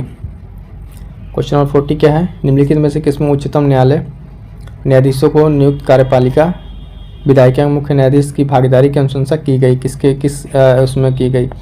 तो संविधान के कार्यान्वयन पुनरीक्षण राष्ट्रीय आयोग द्वारा, बिल्कुल नहीं। राष्ट्रीय न्यायिक आयोग नहीं। द्वितीय प्रशासनिक सुधार आयोग, इसमें किया गया। विधायक का प्रतिबंध नहीं। तो देखिए इसमें क्या रहा है, क्वेश्चन को समझिए, थोड़ा इंपॉर्टेंट क्वेश्चन हो जाता है। उच्चतम न्यायालय में न्यायाधीशों की जो नियुक्ति है वो कार्यपालिका, विधायिका और मुख्य न्यायाधीश की भागीदारी की अनुशंसा की गई। किस आयोग ने रिकमेंड किया है? तो ये जो रिकमेंड किया है द्वितीय प्रशासनिक सुधार आयोग द्वारा किया गया था। अब द्वितीय प्रशासनिक सुधार आयोग की बात आई है तो थोड़ा सा बातें जान लीजिए। यहाँ पे 31 अगस्त 2005 को, ठीक है, इसकी रिपोर्ट आती है। इसके चेयरमैन कौन थे? बीरप्पा मोइली, ठीक है, बीरप्पा मोइली नाम याद रखिएगा। और प्रथम प्रशासनिक सुधार आयोग के अध्यक्ष जो है मोरारजी देसाई थे, और द्वितीय कौन है? बीरप्पा मोइली थे। क्वेश्चन इंपॉर्टेंट हो जाता है, ठीक है। नेक्स्ट क्वेश्चन हमारा 41 नंबर, कि भारत में जो संविधान की मूल संरचना है, बुनियादी ढांचा, इसका सिद्धांत का स्रोत क्या है? ये आया कैसे? ठीक है, तो ऑप्शन हमारे पास संविधान से आया, न्यायिक व्याख्या से, न्यायविदों के मत से, या संसदीय कानून से। तो इसका राइट आंसर क्या हो जाएगा दोस्तों? इसका राइट आंसर जो हो जाएगा वो हो जाएगा ऑप्शन बी, ठीक है, न्यायिक व्याख्या से। ठीक है, इसका पहले कभी संविधान में इसका कहीं जिक्र नहीं था, संविधान की मूल संरचना के बारे में। ठीक है, ये एक्सप्लेन करते समय जो केशवानंद भारती केस था उस समय इसका उत्पाद हुआ कि किस बुनियादी ढांचा क्या है, और इसका कहीं इस तरह से मेंशन है क्या क्या बुनियादी ढांचा है। इस पर सुप्रीम कोर्ट ने यह कह रखा है कि समय समय पर बताएगा क्या बुनियादी ढांचा है और क्या संविधान की मूल संरचना है। तो इसका राइट आंसर क्या आ जाएगा? न्यायिक व्याख्या के थ्रू आया है मूल संरचना का सिद्धांत। ठीक है, अगला क्वेश्चन देखेंगे। क्वेश्चन है 42 नंबर कि उच्चतम न्यायालय में संविधान के निर्वाचन से संबंधित मामले की सुनवाई करने के लिए न्यायाधीशों की संख्या जो है कम से कम कितनी होनी चाहिए। ठीक है, जो सुप्रीम कोर्ट की बात हो रही है यहाँ पे, संविधान के निर्वाचन के लिए कितने संबंधित मामलों में उस न्यायाधीशों की संख्या कम से कम कितनी होनी चाहिए। तो ऑप्शन है 10, 9, ठीक है ना, 7 या 5। तो इसका राइट आंसर हो जाएगा दोस्तों ऑप्शन डी, 5। मिनिमम जो है 5 जजों का बेंच होना जरूरी है इस केस की सुनवाई के लिए। ठीक है, देखते हैं नेक्स्ट क्वेश्चन। नेक्स्ट क्वेश्चन है 43 कि 1853 के चार्टर अधिनियम के संबंध में निम्नलिखित कथनों पर विचार कीजिए। ठीक है, तो इसमें बताना है कौन सा सही है। 2 कथन दिए। पहला कथन है कि इसने पहली बार गवर्नर जनरल के कार्यकारी और विधायी कार्यों को अलग किया। ठीक है, तो ये सही है। ठीक है, सेकंड क्या है, भारतीय विधान परिषद में स्थानीय प्रांतीय सरकारों का प्रतिनिधित्व पहली बार इस अधिनियम द्वारा लाया गया था। ठीक है, तो पूछ रहा है कौन सा सही है, तो इसका राइट आंसर हो जाएगा ऑप्शन सी। ठीक है, दोनों इसके राइट आंसर हैं, दोनों ऑप्शन इसके ठीक है, इसमें कोई गलत नहीं है। ठीक है, एक बार फिर से देख लीजिए कि 1857 चार्टर एक्ट के बारे में है ना, गवर्नर जनरल कार्यकारी और विधायी कार्यों को अलग किएगा और विधान परिषद में स्थानीय प्रांतीय सरकारों का प्रतिनिधित्व पहली बार किया गया। अब देखेंगे दोस्तों इन सारे क्वेश्चंस में 1 बाय 1 करके सारे जो पॉलिटी के आपके टॉपिक हैं चैप्टर वाइज वो सारे धीरे धीरे कवर होते चले जाएंगे। ठीक है, इस तरीके से जो भी लोग टेस्ट सीरीज से इसको लगाएंगे तो उनका एक कंप्लीट रिवीजन सिलेबस का हो जाएगा टॉपिक वाइज। अगला क्वेश्चन है क्वेश्चन नंबर 44। इसमें क्या पूछा गया है, संविधान सभा की संरचना के संबंध में निम्नलिखित कथनों पर विचार कीजिए। प्रतिनिधियों को 4 घटकों हिंदू, मुस्लिम, सिख, ईसाई और ठीक है ऐसे चुना जाना था। संविधान सभा की कुल सदस्य संख्या 389 थी। ठीक है, तो 389 थी। तो इसमें बताना क्या है हमें कि कौन सा सही है। ठीक है, कौन सा इसमें सही है हमें बताना है। तो देखिए इसमें चारों घटक तो नहीं थे। ठीक है, इसमें चारों घटक नहीं थे तो पहला गलत हो जाएगा। संविधान सभा कुल सदस्य संख्या से 389 थी, ये बात सही है। तो हमारा राइट आंसर क्या हो जाएगा ऑप्शन बी, केवल बी जो है केवल 2 यहाँ पे सही हो जाएगा। संविधान सभा के बारे में अगर बात करें दोस्तों तो इसकी जो इसके गठन नवंबर 1946 में इसका गठन होता है। ठीक है, कैबिनेट मिशन प्लान के द्वारा, और इसकी फर्स्ट मीटिंग जो है वो हम देखेंगे 9 दिसंबर है ना 1946 को होती है। तो ये संविधान सभा के बारे में कुछ इन्फॉर्मेशन, और सीट के बारे में, एलोकेशन के बारे में जो संख्या 389 थी। ठीक है, इसमें किस तरीके से बना था, ब्रिटिश इंडिया के लिए आप देखेंगे 296 सीट। ठीक है, और प्लस प्रिंसली स्टेट के लिए 93 सीट। ठीक है, तो इस तरीके से सीटों का डिस्ट्रीब्यूशन था है ना, और ये कम्युनल पे था। तो इसमें बस 2 ही तरह के इसमें डिवाइड किया गया था। तो इसका क्वेश्चन के अकॉर्डिंग हमने आपको बता दिया। बाकी सीटों का बंटवारा कैसे था ये ध्यान रखिएगा, और संविधान सभा की संरचना के बारे में थोड़ा सा एडिशनल इन्फॉर्मेशन ध्यान रखिएगा। ठीक है, नेक्स्ट क्वेश्चन है क्वेश्चन नंबर 45। इंपॉर्टेंट क्वेश्चन है, ध्यान दीजिएगा। संविधान की 12वीं अनुसूची के संबंध में निम्नलिखित कथनों पर विचार करना है। कौन सी अनुसूची? 12वीं अनुसूची के बारे में यहाँ बात कर रहा है। है ना। स्टेटमेंट पहला है कि पंचायतों की शक्तियों, अधिकार और जिम्मेदारियों को निर्दिष्ट करता है, तो ध्यान से पढ़िएगा, ठीक है, क्योंकि पहला यहाँ पे गलत है। क्यों गलत है? यहाँ पंचायत नहीं, ये जो बात करता है नगर पालिका के बारे में बात करता है, ठीक है। इसे 73वें संविधान संशोधन के माध्यम से जोड़ा गया, बिल्कुल नहीं, ये भी गलत है, क्योंकि इसे 74वें के माध्यम से जोड़ा गया था। 73 वाले में पंचायत को किया गया था, और पंचायत जो है 11वीं अनुसूची में है, ठीक है। इसमें 18 मामले हैं, ठीक है। तीसरा एक सही है। पूछ रहा है राइट आंसर कौन सा है यहाँ पे, तो सही उत्तर हम देखेंगे ऑप्शन के हिसाब से केवल 3, 1 2 3, तो एक तो है ही नहीं, 2 है ही नहीं, ठीक है, ये भी नहीं, केवल 3, यानी हमारे पास ऑप्शन हो जाएगा केवल 3, एक इसका राइट आंसर होगा। इसको समझिएगा, पंचायती राज वाला क्वेश्चन कई बार एग्जाम से पूछा हुआ है और बार बार पूछा भी जाता है, ठीक है, यहाँ से क्वेश्चन, ठीक है। तो 2 अमेंडमेंट है, ठीक है, 73 नंबर और 74 नंबर, ठीक है, 2 संविधान संशोधन है। 73वें में जो बात किया गया है वो पंचायतों से रिलेटेड है, और 11वीं अनुसूची, ठीक है। और उसको 12वीं अनुसूची 74 वाले में देखेंगे 12वीं अनुसूची, और इसमें क्या है, ये 74 संशोधन द्वारा जोड़ा गया था, तो ये दोनों गलत हो गया, ठीक है, इससे रिलेटेड नहीं है। बाकी इसमें 18 मामले, ये चीज़ सही है, ठीक है। तो इस तरह से क्वेश्चन को रिवाइज करते चलिएगा। अगला क्वेश्चन है 46 नंबर, इंपॉर्टेंट क्वेश्चन है कि भारतीय संविधान का कौन सा अनुच्छेद अल्पसंख्यकों को अपनी मनपसंद शिक्षण संस्थाओं को स्थापित करने और संचालित करने का अधिकार संरक्षण प्रदान करता है? अनुच्छेद 19, नहीं, बिल्कुल नहीं। 26, ये भी नहीं। 29, 30, ठीक है। तो इसका राइट आंसर क्या हो जाएगा दोस्तों? अनुच्छेद 30, ठीक है। ये हो जाएगा ऑप्शन डी इसका राइट आंसर। इससे रिलेटेड ये 19 में क्या है, फ्रीडम ऑफ स्पीच है ना, इस तरीके से। और 26 में क्या है, धार्मिक कार्यों को लेकर जो प्रावधान है उसके बारे में बताया गया, धार्मिक कार्यों के बारे में बताया गया है 26 में। और 29 में क्या है, इनके अल्पसंख्यक वर्ग का जो हित है उसके संरक्षण के लिए, ठीक है। तो ये चारों आर्टिकल आपको यहाँ पे रिवीजन होगा, क्लियर होगा। चारों आर्टिकल में क्या क्या, 30 में जो है उनके मनपसंद शिक्षण संस्थानों के लिए, और 29 में उनके हितों की बात की गई, ठीक है, हितों के संरक्षण के बारे में। 26 में जो धार्मिक कार्यों के लिए प्रबंधन के लिए इसमें बताया गया है। अगला क्वेश्चन देखेंगे, इंपॉर्टेंट क्वेश्चन। अब इस तरीके से जैसे अभी क्वेश्चन आया आर्टिकल का, तो अब आप यहाँ पे क्या आपको करना चाहिए कि अब इसके जो यहाँ से सारे आर्टिकल्स हैं, मतलब मूल अधिकार से रिलेटेड, ठीक है, उनको जाके एक बार आप रिवाइज कर लें, ठीक है, जो इस टेस्ट सीरीज के एक्सप्लेनेशन में आपको मिल जाएगा, ठीक है।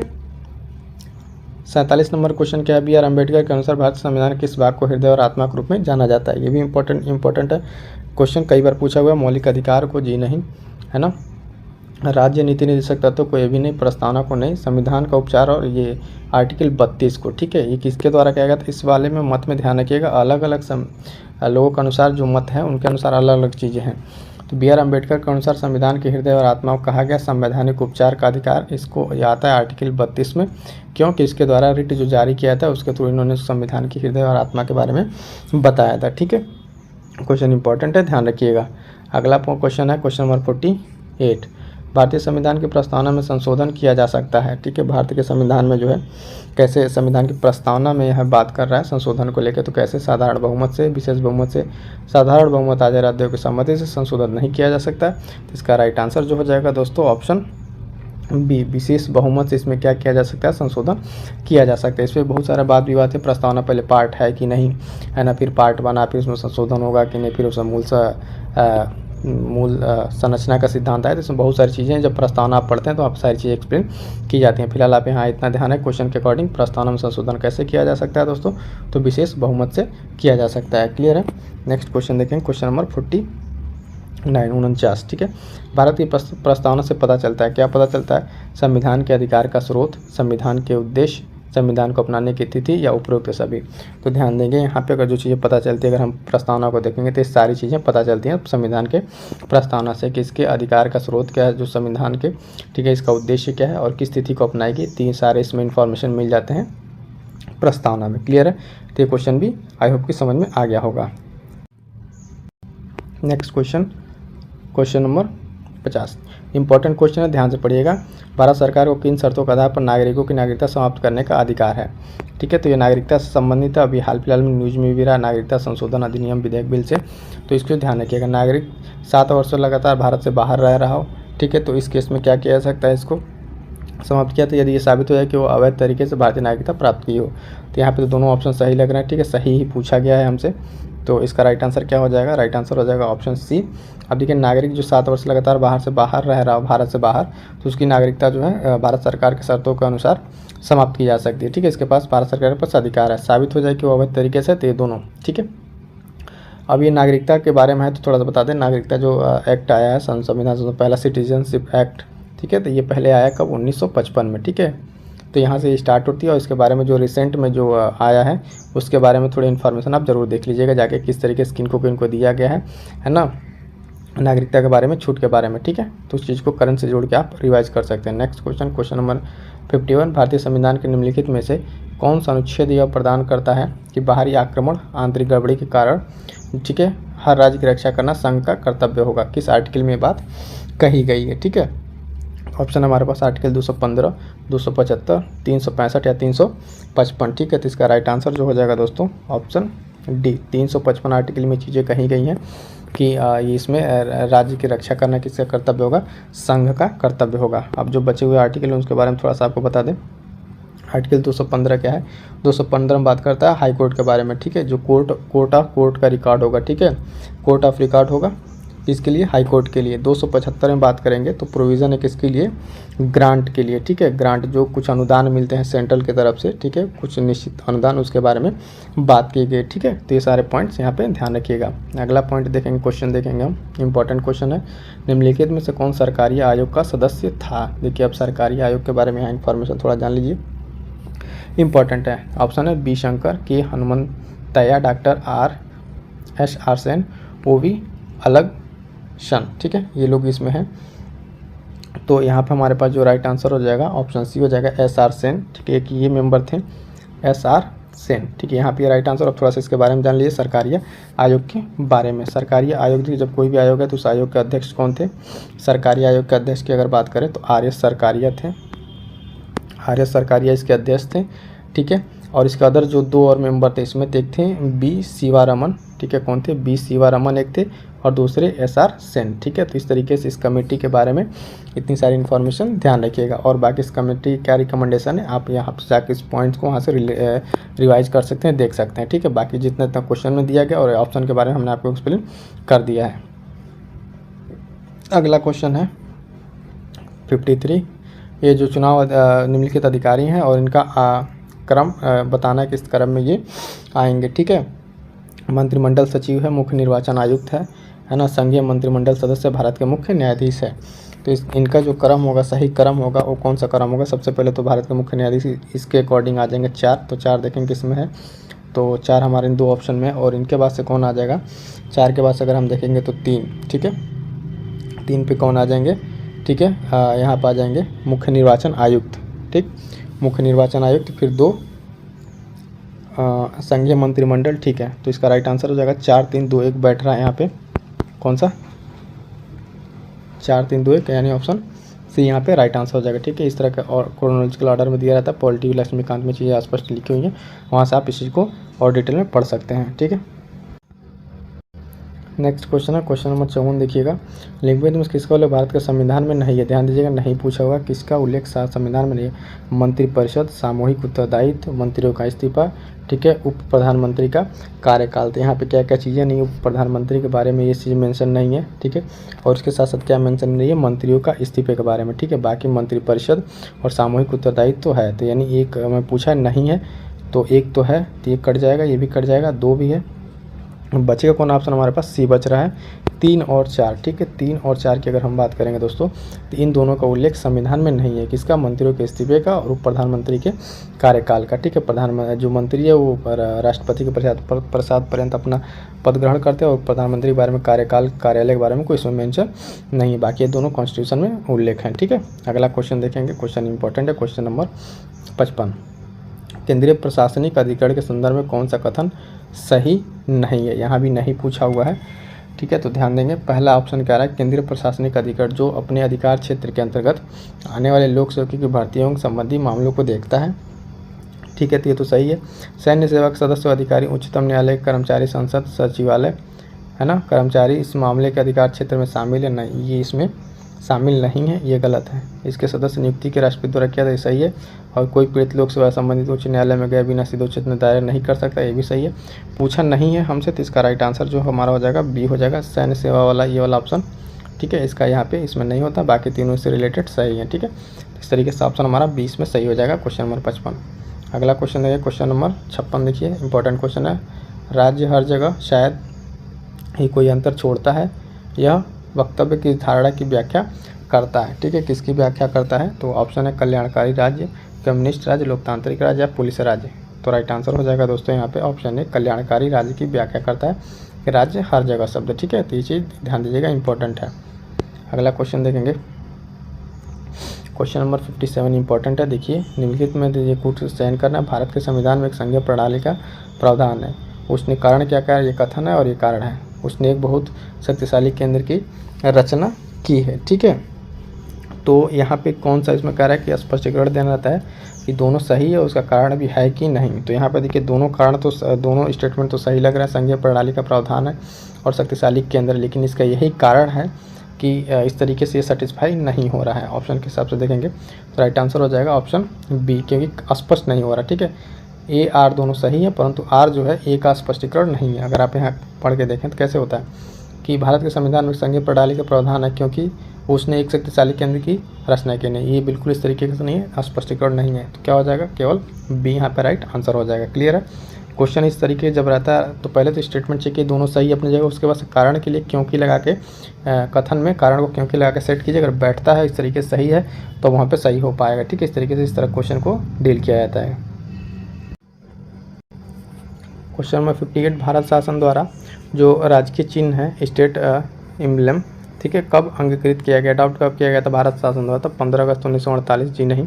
अक्टूबर 1947 नहीं। 26 जनवरी 1948, 26 जनवरी 1950 को। ठीक है, इसका राइट आंसर क्या हो जाएगा दोस्तों?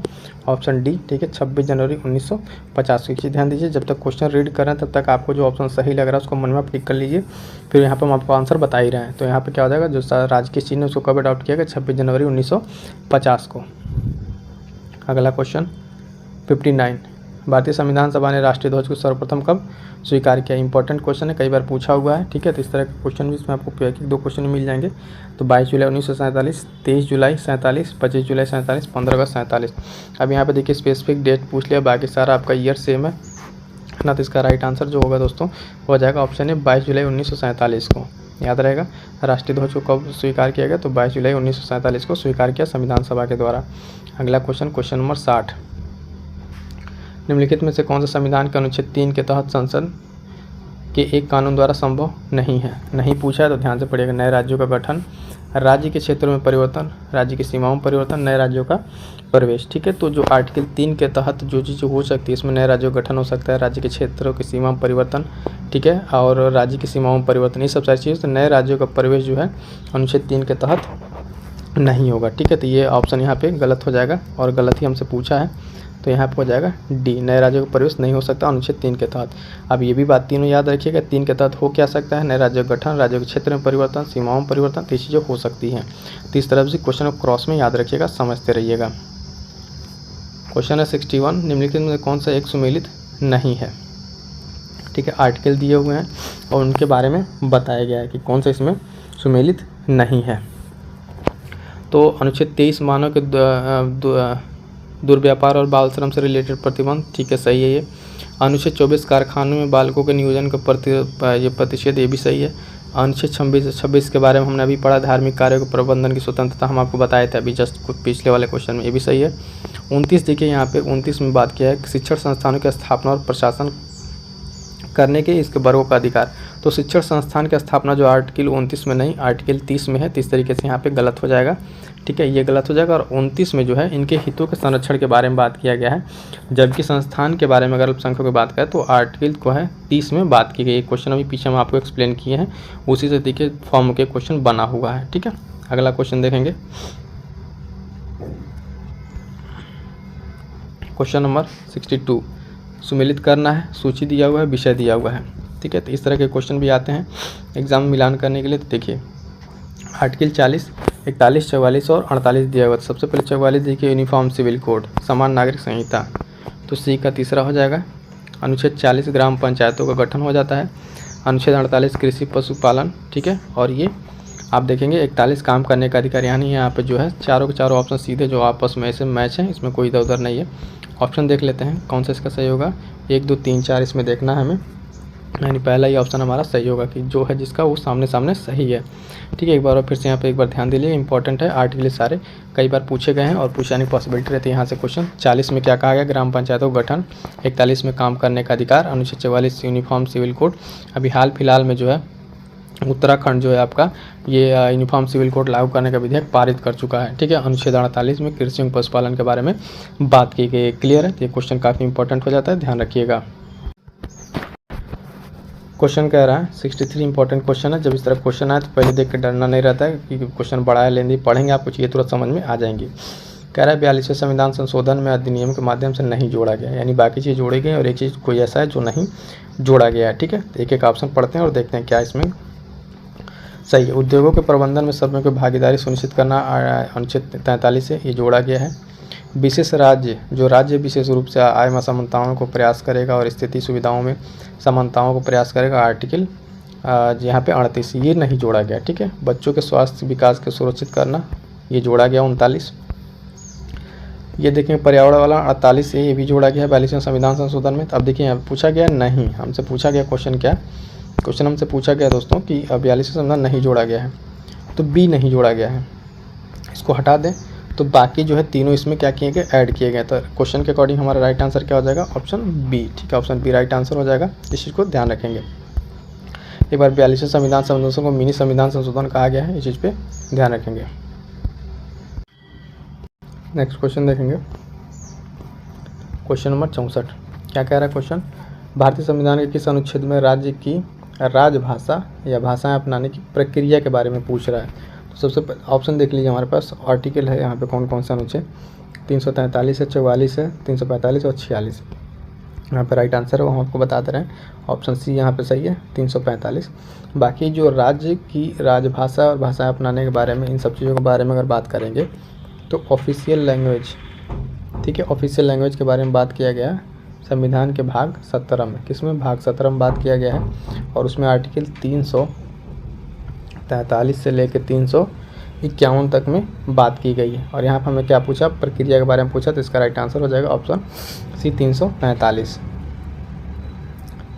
65 नंबर की बात करें, भारतीय संविधान का भाग 16 अनुच्छेद 303 से 342 तक संबंधित है। इस तरीके से भी याद रखिएगा, क्वेश्चन में कई बार पूछ लेता है कि कौन से भाग में कहाँ से कहाँ तक आर्टिकल है। भाग 16 में 330 से 342 तक। ठीक है, और ठीक जहाँ 17 शुरू होगा तो 343 शुरू हो जाता है। संबंधित है प्रशासनिक अधिकरणों से, अखिल भारतीय सेवाओं से, वित्त आयोग से, लोकसभा में अनुसूचित जाति जनजाति आरक्षण या इन सबों के प्रतिनिधित्व से। ठीक है, तो भाग 16 जो है इसका राइट आंसर हो जाएगा ऑप्शन डी। संविधान का भाग 16 बात करता है किसके लिए, लोकसभा में अनुसूचित जाति जनजाति के आरक्षण आंग्ल भारतीय समुदाय के प्रतिनिधित्व से। ठीक है, आर्टिकल रहता है 330 से 342 तक। तो इस क्वेश्चन को ध्यान देंगे इस तरीके से, जैसे कोई भी सारे संविधान के जो जितने पार्ट हैं उन सारे पार्ट्स को आप याद रखिए, उन सारे पार्ट के साथ किस आर्टिकल में क्या मेंशन है इसे भी ध्यान रखिएगा। पॉलिटी में डायरेक्ट क्वेश्चन यहाँ से बनते हैं। अगला क्वेश्चन है, निम्नलिखित से कौन सा राज्य उच्च न्यायालय का मुख्य क्षेत्राधिकार नहीं है। ठीक है, किसके बारे में कर, उच्च न्यायालय हाईकोर्ट के बारे में बात कर रहा है। परामर्श संबंधी क्षेत्राधिकार, प्रारंभिक क्षेत्राधिकार, निरीक्षण का क्षेत्राधिकार, अपीलीय क्षेत्राधिकार। ठीक है, इसमें कौन सा हाई कोर्ट के पास नहीं है, तो परामर्श संबंधी जो अधिकार है यानी ऑप्शन ए जो है ये किसके पास नहीं है, हाई कोर्ट के पास नहीं है। किसके पास है, ओनली सुप्रीम कोर्ट के पास है, केवल उच्चतम न्यायालय के पास है परामर्श संबंधी क्षेत्राधिकार। बाकी तीनों जो हाई कोर्ट के पास भी है। क्वेश्चन एक बार आया हो कि आपको समझ में आया होगा किस तरीके से यहाँ पे पूछा गया है, उच्च न्यायालय के पास कौन सा क्षेत्राधिकार नहीं है, तो परामर्श वाला नहीं है, ये सिर्फ सुप्रीम कोर्ट के पास होता है, बाकी तीनों इसके पास अवेलेबल हैं। अगला देखेंगे 67 कि सर्वोच्च न्यायालय के न्यायाधीश अपना त्याग पत्र, ठीक है, प्रत्या सकता है किसको लिखकर, सर्वोच्च न्यायालय का जो न्यायाधीश है, ठीक है, उसके बारे में। तो मुख्य न्यायाधीश को, राष्ट्रपति को, प्रधानमंत्री को या विधि मंत्री को। तो ये जो भी सुप्रीम कोर्ट के चीफ जस्टिस हो या अदर जस्टिस हो वो अपना त्यागपत्र किसे देंगे, राष्ट्रपति को देंगे। ठीक है, ऑप्शन बी यहाँ पर राइट आंसर हो जाएगा, राष्ट्रपति को। ठीक है, तो ऐसा नहीं कि अगर सर्वोच्च न्यायालय का जो न्यायाधीश है तो वो मुख्य न्यायाधीश को देगा, नहीं, इस तरह से नहीं, इस पर गलत हो जाएगा। पहले ही ऑप्शन गलत करने के लिए दिया था। राइट आंसर हमारा क्या हो जाएगा, ऑप्शन बी। क्लियर है। क्वेश्चन नंबर 68 भारतीय संविधान के संदर्भ में डॉक्टर अंबेडकर द्वारा वर्णित यूनियन ऑफ ट्रिनिटी से शामिल है। ठीक है, जो यूनियन ऑफ ट्रिनिटी के बारे में डॉक्टर अंबेडकर ने कहा है वो कौन सा है, स्वतंत्रता, समानता, बंधुता, वो कौन से 3 चीज़ें हैं, तो पहला ही है स्वतंत्रता और समांतर बंधुता। बाकी विधायी के कार्यपाल के ऐसा कुछ नहीं है। मूल अधिकार, नीति निर्देशक तत्व, इसके बारे में साथियों अनुसूची, संघ सूची, ऐसा भी कुछ नहीं है। ठीक है, तो भीमराव अम्बेडकर के अनुसार यहाँ पे क्या ऑप्शन है, ट्रिनिटी के बारे में जो पूछा गया है, यूनियन ऑफ ट्रिनिटी, तो स्वतंत्रता, समानता और बंधुता, ऑप्शन ए राइट आंसर हो जाएगा इसका। ठीक है, जिसको लिबर्टी, इक्वलिटी, फ्रेटर्निटी, ठीक है, ये क्या है, ट्रिनिटी है, इसको ध्यान रखिएगा, इंपॉर्टेंट है। अगला क्वेश्चन है, निम्नलिखित में से कौन सा सदस्य प्रारूप समिति का हिस्सा थे, यानी ड्राफ्टिंग कमेटी जो बनी प्रारूप समिति, इसमें 7 लोग थे। भीमराव अम्बेडकर इसमें क्या थे, चेयरमैन थे, उसके अध्यक्ष थे, बाकी अदर मेंबर के बारे में पूछा गया है। ठीक है, तो सदस्य के बारे में पूछा गया है, तो यहाँ पे देखेंगे, पहले तो जवाहरलाल नेहरू को हटा दीजिए इसमें से, ये तो थे ही नहीं, इसमें 2 को हटा दीजिए। 2 को हटाने पर हमारे पास ऑप्शन क्या क्या बच रहा है, देखिए, तो ये कट जाएगा, ये कट जाएगा, बचेगा क्या, यानी 1, 3, तो 5 रहेंगे ही रहेंगे, 1, 3 और 5 रहेंगे। अब बाकी हमें डिसाइड करना है कि ये जो ऑप्शन 4 यानी BN राव रहेंगे या नहीं। ठीक है, तो BN राव इसमें नहीं रहेंगे, आई होप कि ये तो इसमें नहीं रहेंगे। बाकी इसके राइट आंसर क्या हो जाएगा हमारे पास, सी इसका राइट आंसर हो जाएगा। किस तरीके से, और इसको समझिए, प्रारूप समिति जो है इसमें सदस्य के रूप में, और या तो भीमराव अम्बेडकर तो मान लीजिए इसका अध्यक्ष रहे। ठीक है, और बाकी इसमें के एम मुंशी हैं, एन गोपाल स्वामी अयंगर। ठीक है, उसके वजह से अल्लादी कृष्ण स्वामी हैं। ठीक है, और एक नाम इसमें आता है मोहम्मद सदुल्ला का, एन माधव राव का, है ना, और टी कृष्णामाचारी का, इन दोनों लोगों का इसमें नाम आता है। तो इसमें कौन कौन है, जवाहरलाल नेहरू, BN राव नहीं, इन दोनों काट दीजिए, बाकी आप राइट आंसर तक पहुँच जाएंगे। अगला क्वेश्चन है क्वेश्चन नंबर 17, निम्नलिखित अभिकथन कारणों पर विचार कीजिए। अभिकथन 26 जनवरी 1950 को लागू हुए भारत के मूल संविधान में की प्रस्तावना समाजवाद शब्द नहीं जोड़ा गया था। कारण है, BR अम्बेडकर संविधान के भारत के सामाजिक और आर्थिक ढांचे को घोषित करने का विरोध कर रहे थे। ठीक है, तो यहाँ पे क्या है, ये जो दोनों बातें कहेंगे कथन और कारण, यहाँ पे दोनों सही लग रही हैं और सही हैं भी। ठीक है, तो इस पर ज़्यादा नहीं करना है। क्या है कि जो बात पहला क्या है कि समाजवाद जोड़ा नहीं गया, तो बाद में आपको 42वें संविधान संशोधन के द्वारा इसमें जोड़ा गया, अपनी जगह पे सही है, कारण भी सही है। तो ठीक है, तो हमारा ऑप्शन क्या हो जाएगा, ऑप्शन ए यहाँ पे राइट आंसर हो जाएगा। क्लियर है दोस्तों। क्वेश्चन नंबर 71 देखेंगे हम। 71 में पूछा गया है कि संविधान की दूसरी अनुसूची, इनकी जो उपलब्धियाँ हैं, भत्ते, विशेषाधिकार हैं, इसके प्रावधान किनको किनको ये प्रदान करती है। ठीक है, तो हमारे पास देखिए यहाँ पे 2-3 दिया हुआ स्टेटमेंट। पहला कि भारत के राष्ट्रपति को, केंद्र सरकार के मंत्री को, लोकसभा के उपाध्यक्ष को और उच्च न्यायालय के न्यायाधीश को। ठीक है, तो ये किनको किनको जो दूसरी अनुसूची में सारी चीज़ें दी हुई हैं मिलती हैं, तो आप जानते हैं कि इसमें क्या क्या सही हो जाएगा। इसके पहले कोडिंग देख लेते हैं, कोडिंग दिया हुआ है यहाँ पे, और सही उत्तर का चयन करना है। ठीक है, तो इसमें आप देखेंगे तो मिलता है जो, तो सबसे पहले तो राष्ट्रपति को मिलता है। ठीक है, लोकसभा के उपाध्यक्ष को मिलेगा और उच्च न्यायालय के न्यायाधीश को मिलेगा। केंद्र सरकार के मंत्री के लिए सब यहाँ पे चीज़ें सेकंड अनुसूची में उल्लेखित नहीं है। ठीक है, तो क्या इसका राइट आंसर हो जाएगा 1, 3, 4। ठीक है, 1, 3, 4 अगर हम देखेंगे तो ऑप्शन बी हमारे यहाँ से क्या हो जाएगा, राइट आंसर हो जाएगा। क्लियर है, तो ये क्वेश्चन इस तरीके से भी कई बार पूछता है, जैसे अनुसूची आप पढ़े हैं तो वहाँ पे क्रोनोलॉजिकल ऑर्डर में अरेंज करने के लिए पूछ लेता है कि बताइए कि इसका किस तरीके से ऑर्डर अरेंज होगा, और उसके बाद से इनके हायरार्की क्रम में भी पूछ लेता था। यहाँ पे सिर्फ पूछा है कि इनके बारे में दिया हुआ है, तो जिनके बारे में नहीं दिया उनको काट देंगे, बाकी ऑप्शन आपका यहाँ पे सही हो जाएगा। क्वेश्चन नंबर 72 देखेंगे। कह रहा है कि संविधान के अनुच्छेद 17 के संबंध में निम्नलिखित कथनों पर विचार कीजिए। तो 2 स्टेटमेंट दिया हुआ है और इसमें बताना है हमको गलत कौन सा है। पहला कह रहा है अस्पृश्यता शब्द को संविधान के अनुच्छेद 17 के तहत परिभाषित किया गया है। तो स्टेटमेंट बिल्कुल गलत है, क्योंकि इस तरीके के शब्द को अनुच्छेद 17 के तहत कहीं परिभाषित कॉन्स्टिट्यूशन में नहीं किया गया है। सेकंड कह रहा है कि अनुच्छेद 17 के तहत निहित अधिकार निजी व्यक्तियों के खिलाफ उपलब्ध नहीं है।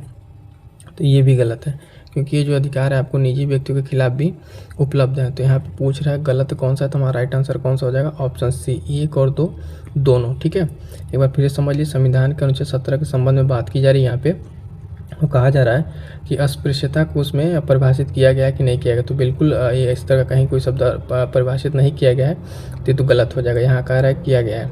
17 के तहत बात करेंगे, निहित अधिकार निजी व्यक्तियों के खिलाफ कर नहीं है। ठीक है, लेकिन ये उपलब्ध है, तो ये भी गलत हो जाएगा। तो हमारे पास कौन सा हो जाएगा, 1 और 2 दोनों सही हो जाएंगे। क्लियर है, देखते हैं नेक्स्ट क्वेश्चन नंबर 73। ये भी बहुत इंपॉर्टेंट क्वेश्चन है, ध्यान से देखिएगा। क्वेश्चन कह रहा है कि निम्नलिखित में से कथनों पर इन पर विचार कीजिए। संवैधानिक सरकार वह सरकार है, यानी संवैधानिक सरकार कौन सी सरकार है, तो कह रहा है जो राज्य की सत्ता के हित में व्यक्ति की स्वतंत्रता पर प्रभावकारी प्रतिबंध लगाती है। नहीं, व्यक्ति की स्वतंत्रता पर नहीं लगाएगा।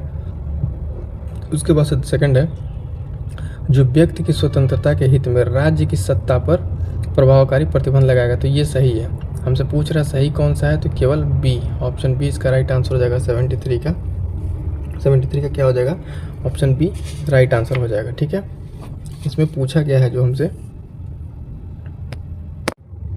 तो इसमें देखेंगे क्वेश्चन में कि सरकार के बारे में पूछा गया और स्वतंत्रता किस पे प्रतिबंध लगाएगा, राज्य की सत्ता पे, न कि व्यक्ति की स्वतंत्रता पे। तो पहला गलत हो जाएगा, दूसरा सही है। सही पूछा हुआ तो ऑप्शन बी हमारे पास राइट आंसर हो जाएगा। अगला क्वेश्चन देखेंगे, क्वेश्चन नंबर 74। क्वेश्चन नंबर 74 क्या कह रहा है, निम्नलिखित में से कौन सी विशेषता जो है संघीय शासन व्यवस्था के मानदंडों के विपरीत है। ठीक है, यानी फेडरल के। ठीक है, फेडरल जिसमें पावर क्या कहते हैं, तो डिस्ट्रीब्यूटेड रहता है। तो उसके विपरीत क्या है, अखिल भारतीय सेवा, एक एकल एकीकृत न्यायपालिका, यानी दोनों जो है यूनिटरी हैं। ठीक है, एकीकृत के हैं, यूनिटरी के फीचर्स हैं। तो ये क्या संघीय के अगेंस्ट है। तो पूछ रहा है सही उत्तर का प्रयोग कीजिए। तो इसके विपरीत कौन सा है, तो यहाँ पे 1 और 2 दोनों लिखेंगे। ऑप्शन सी यहाँ पे जो है इसका राइट आंसर हो जाएगा। क्यों हो जाएगा, समझिएगा इस चीज़ को कि पूछ रहा है फेडरल वाले के नहीं है। तो ये दोनों कौन सा है, इन एकीकृत सेवा के बारे में बता रहे हैं। ठीक है, एकीकृत फीचर्स कॉन्स्टिट्यूशन के बता रहे हैं। ठीक है, और ये हो जाएगा फेडरल के अगेंस्ट। ठीक है, तो राइट आंसर क्या हो जाएगा, यहाँ पे सी हो जाएगा। क्लियर है। Next question number 75। यदि केंद्र सरकार किसी देश के साथ सीमा विवाद को निपटाने का निर्णय लेती है तो यह किसके द्वारा किया जा सकता है। ऑप्शन देख लीजिएगा एक बार। विवाद को निपटाने वाले कार्यपालिका आदेश के द्वारा, अनुच्छेद 368 के तहत संविधान में संशोधन द्वारा, संविधान में संशोधन किए बिना एक सामान्य विधायी प्रक्रिया पारित करके, या सीमा समझौते में शामिल राज्यों की सहमति से कानून पारित करके। तो इसका जो राइट आंसर हो जाएगा दोस्तों कि विवाद को निपटाने को वाले कार्यपालिका के आदेश के द्वारा ये किया जा सकता है, यानी ऑप्शन हमारा राइट आंसर होगा। केंद्र सरकार देश के साथ सीमा विवाद को निपटाने के लिए किसके द्वारा निर्णय लेगी, तो विवाद निपटाने वाली जो कार्यपालिका आदेश है उसके द्वारा इसको किया जाता है। क्लियर है, तो क्वेश्चन इंपॉर्टेंट है, ध्यान दीजिएगा। अगला क्वेश्चन देखेंगे, सर्वोच्च न्यायालय के समक्ष लंबित किसी भी मामले में अगर बात करें तो किस अनुच्छेद के तहत पूर्ण न्याय कर सकता है। ठीक है, आर्टिकल पूछा हुआ डायरेक्ट आपसे, तो कह रहा है आर्टिकल 136, 137, 141 और 142। इसका राइट आंसर हो जाएगा, सुप्रीम कोर्ट से रिलेटेड है। ठीक है, 142। ठीक है, ऑप्शन डी राइट आंसर हो जाएगा। इसमें जो है सर्वोच्च न्यायालय में लंबित किसी मामले में जो है ये पूर्ण न्याय कर सकता है। किसके अंडर में, आर्टिकल 142 के तहत। ये किसके लिए है, सुप्रीम कोर्ट के लिए, न कि हाई कोर्ट के लिए। ध्यान दीजिएगा, आर्टिकल 142। क्लियर है। नेक्स्ट क्वेश्चन, इसको मोस्ट इंपॉर्टेंट लगाइएगा, कई बार परीक्षाओं में पूछा हुआ है और बार बार पूछे जाते हैं रिट से रिलेटेड क्वेश्चन। ठीक है, तो पूछ रहा है कि रिट है उसके अर्थों के बारे में बताना है। रिट का नाम दिया हुआ है और इधर उधर उसका मतलब दिया हुआ है। बंदी प्रत्यक्षीकरण, बंदी प्रत्यक्षीकरण का मतलब क्या होता है कि को प्रस्तुत किया जाए। ठीक है, उसको प्रस्तुत किया जाए उसके सामने। ठीक है, परमादेश का मतलब आदेश, यानी हम आदेश देते हैं। 2 का ए। निषेध, निषेध का मतलब क्या होगा, यहाँ पे रोकना, डी हो जाएगा। उसके बाद अगर हम देखेंगे तो अधिकार परीक्षा में, यानी किस वारंट से, किस वारंट से। तो इस तरीके से हमारा अगर मैचिंग देखेंगे, मिलान करेंगे, तो पहले का क्या हो रहा था, सी हो जा रहा था। इसमें पहले का बी है, इसमें पहले का बी है, कट जाएगा। ठीक है, और तीसरे का डी, तीसरे का डी आपका मिल जा रहा है, इसमें भी नहीं है। तो यहाँ से 2 से हमारा मिल जाएगा, ऑप्शन डी यहाँ पर राइट आंसर हो जाएगा। पहले का सी है ना, और दूसरे का ए, और तीसरे का डी, चौथे का बी। ठीक है, तो इसको याद रखिएगा, जो भी आपके रिट्स हैं, है ना। और रिट के मामले में एक चीज़ याद रखिएगा कि जो आपकी सुप्रीम कोर्ट की शक्तियाँ वो सीमित है, जबकि हाई कोर्ट की शक्तियाँ हैं सुप्रीम कोर्ट से ज़्यादा हैं। ठीक है, रिट के मामले में, रिट जारी करने के मामले में। ठीक है, और ये रिट हैं जो इनके क्या क्या इनके मीनिंग्स हैं, ये चीज़ याद रखिएगा। मैचिंग करने के लिए इसे बार बार दे देता है। अगला क्वेश्चन देखेंगे, क्वेश्चन ये भी इंपॉर्टेंट है, ध्यान दीजिएगा। सिक्किम जो है भारत का 22वां राज्य कब बनता है, 42वें संविधान संशोधन से, या 40वां, 39वां या 36वां। तो ये बनता है 36वें संविधान संशोधन के द्वारा। आपका राइट आंसर यहाँ पे क्या हो जाएगा, डी हो जाएगा। 36वें संविधान संशोधन के द्वारा सिक्किम को 22वें राज्य का दर्जा मिल जाता है। क्लियर है। नेक्स्ट क्वेश्चन देखेंगे। नेक्स्ट क्वेश्चन हमारा 79। राज्य के नीति निर्देशक तत्व निम्नलिखित में से अनुच्छेद कौन सा गांधीवादी सिद्धांत का हिस्सा नहीं है। यानी अब आप बात करें डीपीएसपी में जो कुछ आर्टिकल हैं राज्य के नीति निर्देशक तत्व में, उसमें कुछ सामाजिक को लेकर प्रदर्शित करता है, कुछ गांधीवादी विचारधारा को। तो पूछ रहा है इन दिए में से कौन सा गांधी विचारधारा को प्रदर्शित नहीं करता है। पहला देखेंगे ग्रामीण क्षेत्रों में व्यक्तिगत और सहकारिता के आधार पर कुटीर उद्योगों को बढ़ावा देना। तो ये बिल्कुल कुटीर उद्योग और ग्रामीण क्षेत्र में गांधी जी सिद्धांत के पालन करता है। गाय बछड़ों अन्य दुधारू भारोत्तोलक मवेशियों के वध पर रोक लगाना, तो ये भी सही है।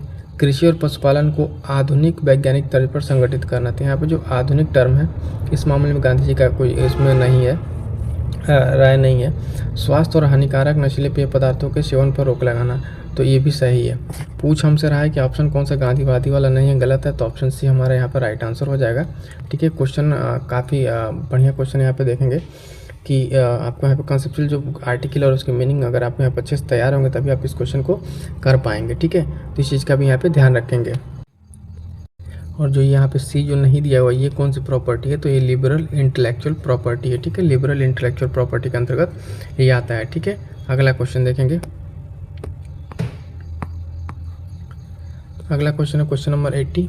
निम्नलिखित में से किसके द्वारा जो संपत्ति का जो मूल अधिकार है उसको लोप कर दिया यानी हटा दिया गया। तो 40 संविधान संशोधन दिया हुआ, पूछ रहा है बेसिकली किसके द्वारा, तो 40वें के द्वारा, 42, 44 या 46। ठीक है, तो यहाँ पे किस संविधान संशोधन के द्वारा अगर आप देखेंगे तो यहाँ पे इसको हटा दिया गया। तो ये संविधान का जो संपत्ति वाला अधिकार था संविधान में, इसको 44वें संविधान संशोधन द्वारा हटा दिया गया, यानी इसका राइट आंसर ऑप्शन सी हो जाएगा। ठीक है, संपत्ति का मूल अधिकार को हटाया गया 44वें संविधान संशोधन द्वारा। तो याद रखिएगा कुछ मेजर इंपॉर्टेंट यहाँ पे संविधान संशोधन है उनको आप जरूर याद रखिएगा, वो बार बार एग्जाम्स में पूछे जाते हैं। अगला क्वेश्चन देखिए फिर संविधान संशोधन से ही है, काफ़ी इंपॉर्टेंट क्वेश्चन है, ध्यान दीजिएगा। अब इस तरीके से अगर आप देखेंगे तो पूरे टेस्ट सीरीज में आपका टॉपिक वाइज सारे जो सिलेबस के पॉइंट है वो कवर होते जा रहे हैं। अगला पॉइंट देखेंगे 81 क्वेश्चन नंबर, संवैधानिक संशोधन दिया उनको उद्देश्य पर विचार करना है। पहला दे रहा सहकारी समितियाँ, 97 संविधान संशोधन बिल्कुल सही है। राष्ट्रीय न्यायिक नियुक्ति आयोग के बारे में जो बात की गई 99 संविधान संशोधन में भी सही है। बांग्लादेश के साथ एनक्लेव क्षेत्र यानी जो आदान प्रदान किया गया समय संविधान संशोधन में भी सही है। राष्ट्रीय पिछड़ा वर्ग आयोग संवैधानिक दर्जा प्राप्त मिला 102वें संविधान संशोधन के तहत। ठीक है, तो इसके बारे में अगर देखेंगे तो ये भी सही है। ठीक है, तो हमसे पूछ रहा है कि सही कौन सा है। ऑप्शन में यहाँ पे देखेंगे तो कौन सा युग्म सुमेलित है, तो यहाँ पे देखेंगे सभी युग्म क्या है, सुमेलित हैं। तो यहाँ पर अगर आप देखेंगे तो इस चीज़ को ध्यान रखिएगा कि जो सारे यहाँ पे दिए हुए हैं, ठीक है, कॉन्स्टिट्यूशनल अमेंडमेंट चारों के चारों सही हैं और ये चारों कई बार एग्जाम्स में अलग अलग भी पूछे गए हैं, यहाँ पे एक साथ आपको मिल जा रहे हैं, इसको यहाँ पे आप याद कर लीजिएगा, चारों यहाँ पे क्या है, सही है। ठीक है, अगला क्वेश्चन देखते हैं क्वेश्चन नंबर 82 में क्या कह रहा है, संविधान के निम्नलिखित में से कौन सा प्रावधान सीधे भाईचारा की भावना को बढ़ावा देता है। ठीक है, तो प्रस्तावना में इस तरह की बात की गई है, मौलिक कर्तव्य, राज्य के नीति निर्देशक तत्व, तो यहाँ पे नहीं किया गया, प्रस्तावना में और मौलिक कर्तव्य में। पूछ रहा है सही उत्तर कौन सा है, तो 1 और 2 यानी ऑप्शन बी यहाँ पे राइट आंसर हो जाएगा। जैसे कहाँ पे इस तरह की बात की गई है हमको बताएं, भाईचारा फ्रेटर्निटी को लेके, तो प्रस्तावना भी आप देखेंगे बंधुत्व की भावना के बारे में बात की गई है, एक वर्ड आता है बंधुत्व। मौलिक कर्तव्य में देखेंगे कि वहाँ भी भाईचारे और प्रेम समरसता को बढ़ावा देने की बात की गई, लेकिन इसमें बात नहीं की गई इस तरह की भाईचारे को लेकर डायरेक्ट सीधे तौर पर। तो पूछ रहा सही कौन सा है, तो केवल 1 और 2 यहाँ पे हमारा राइट आंसर हो जाएगा। ठीक है, नेक्स्ट क्वेश्चन नंबर 83, सूची दिया हुआ उसको मिलान करना है। ठीक है, तो देखेंगे यहाँ पे उपाधियों का, पहला है उपाधियों का निषेध, तो ये आर्टिकल 18 में चला जाएगा आपका। धार्मिक मामलों के प्रबंध की स्वतंत्रता, ठीक है, तो ये आपका हो जाएगा आर्टिकल 26, हमने पहले भी अभी ऊपर डिस्कस किया था। अल्पसंख्यकों की भाषा का संरक्षण, ठीक है, ये आर्टिकल 29। शिक्षा का अधिकार आपको जो है आर्टिकल 21 के कॉम में मिला है, यानी आपका देखेंगे तो ए का तीसरा है ना, और बी का देखेंगे तो चौथा, ए का तीसरा बी का चौथा, तो ए का तीसरा तो इसमें भी नहीं है, 1 मिनट, हाँ, ए का तीसरा इसमें भी नहीं है, और बी का हमने क्या देखा था, बी का देखा था चौथा। ठीक है, तो ये भी कट जाएगा, ये राइट आंसर डी हो जाएगा। ठीक है, तो एक बार फिर से यहाँ देख लीजिए यहाँ पे किस तरीके से है कि जो शिक्षा का अधिकार आपको मिला है वो मिला है किसमें, 21 के क में, अल्पसंख्यकों की भाषा का संरक्षण 29 में, है ना, और उपाधियों का निषेध जो है आर्टिकल 18 और धार्मिक विशेष मामलों का स्वतंत्रता 26 में। तो इस तरीके से भी जो फंडामेंटल राइट है उनके इंपॉर्टेंट आर्टिकल है ना, और उसके साथ साथ DPSP के इन सबको आप एक बार अच्छे से तैयार कर लेंगे। यहाँ से क्वेश्चन बनते ही बनते हैं। अगला क्वेश्चन कह रहा है संविधान के किस अनुच्छेद के अंतर्गत शिक्षण संस्थानों में जिसमें गैर सरकारी व गैर अनुदान प्राप्त भी सम्मिलित हैं अन्य पिछड़ों अनुसूचित जाति जनजाति हेतु आरक्षण की सुविधा प्रदान की गई है।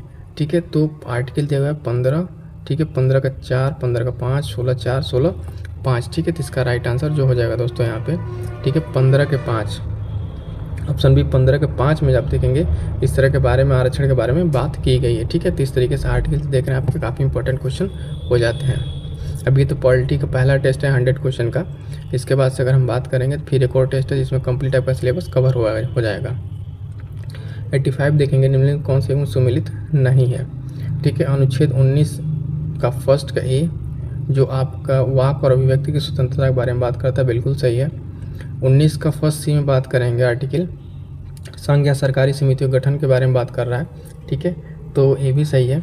और 19 का फर्स्ट डी में कह रहा है भारत के राज्य क्षेत्र में बसने और रहने के बारे में बात करना है, ये डी में नहीं है, ये ई में है। ठीक है, फर्स्ट के ई में, बाकी आपका सही है। तो यहाँ पे हमसे राइट आंसर पूछ रहा है कौन सा सही नहीं है, तो सी वाला सही नहीं है क्योंकि ये फर्स्ट के 19 फर्स्ट डी में नहीं है, ई में है। ठीक है, ई वाले में। ठीक है, क्वेश्चन क्लियर है क्या कह रहा है, थोड़ा सा बहुत डिटेल क्वेश्चन है। ठीक है, अंदर जाके पूछा हुआ एकदम कि 19 आर्टिकल का फर्स्ट सेकंड थर्ड में पूछा है कौन सा किस में दिया हुआ है, तो ये वाला आपका गलत हो जाता है क्योंकि ये ई में दिया हुआ है। ठीक है, देखते हैं नेक्स्ट क्वेश्चन।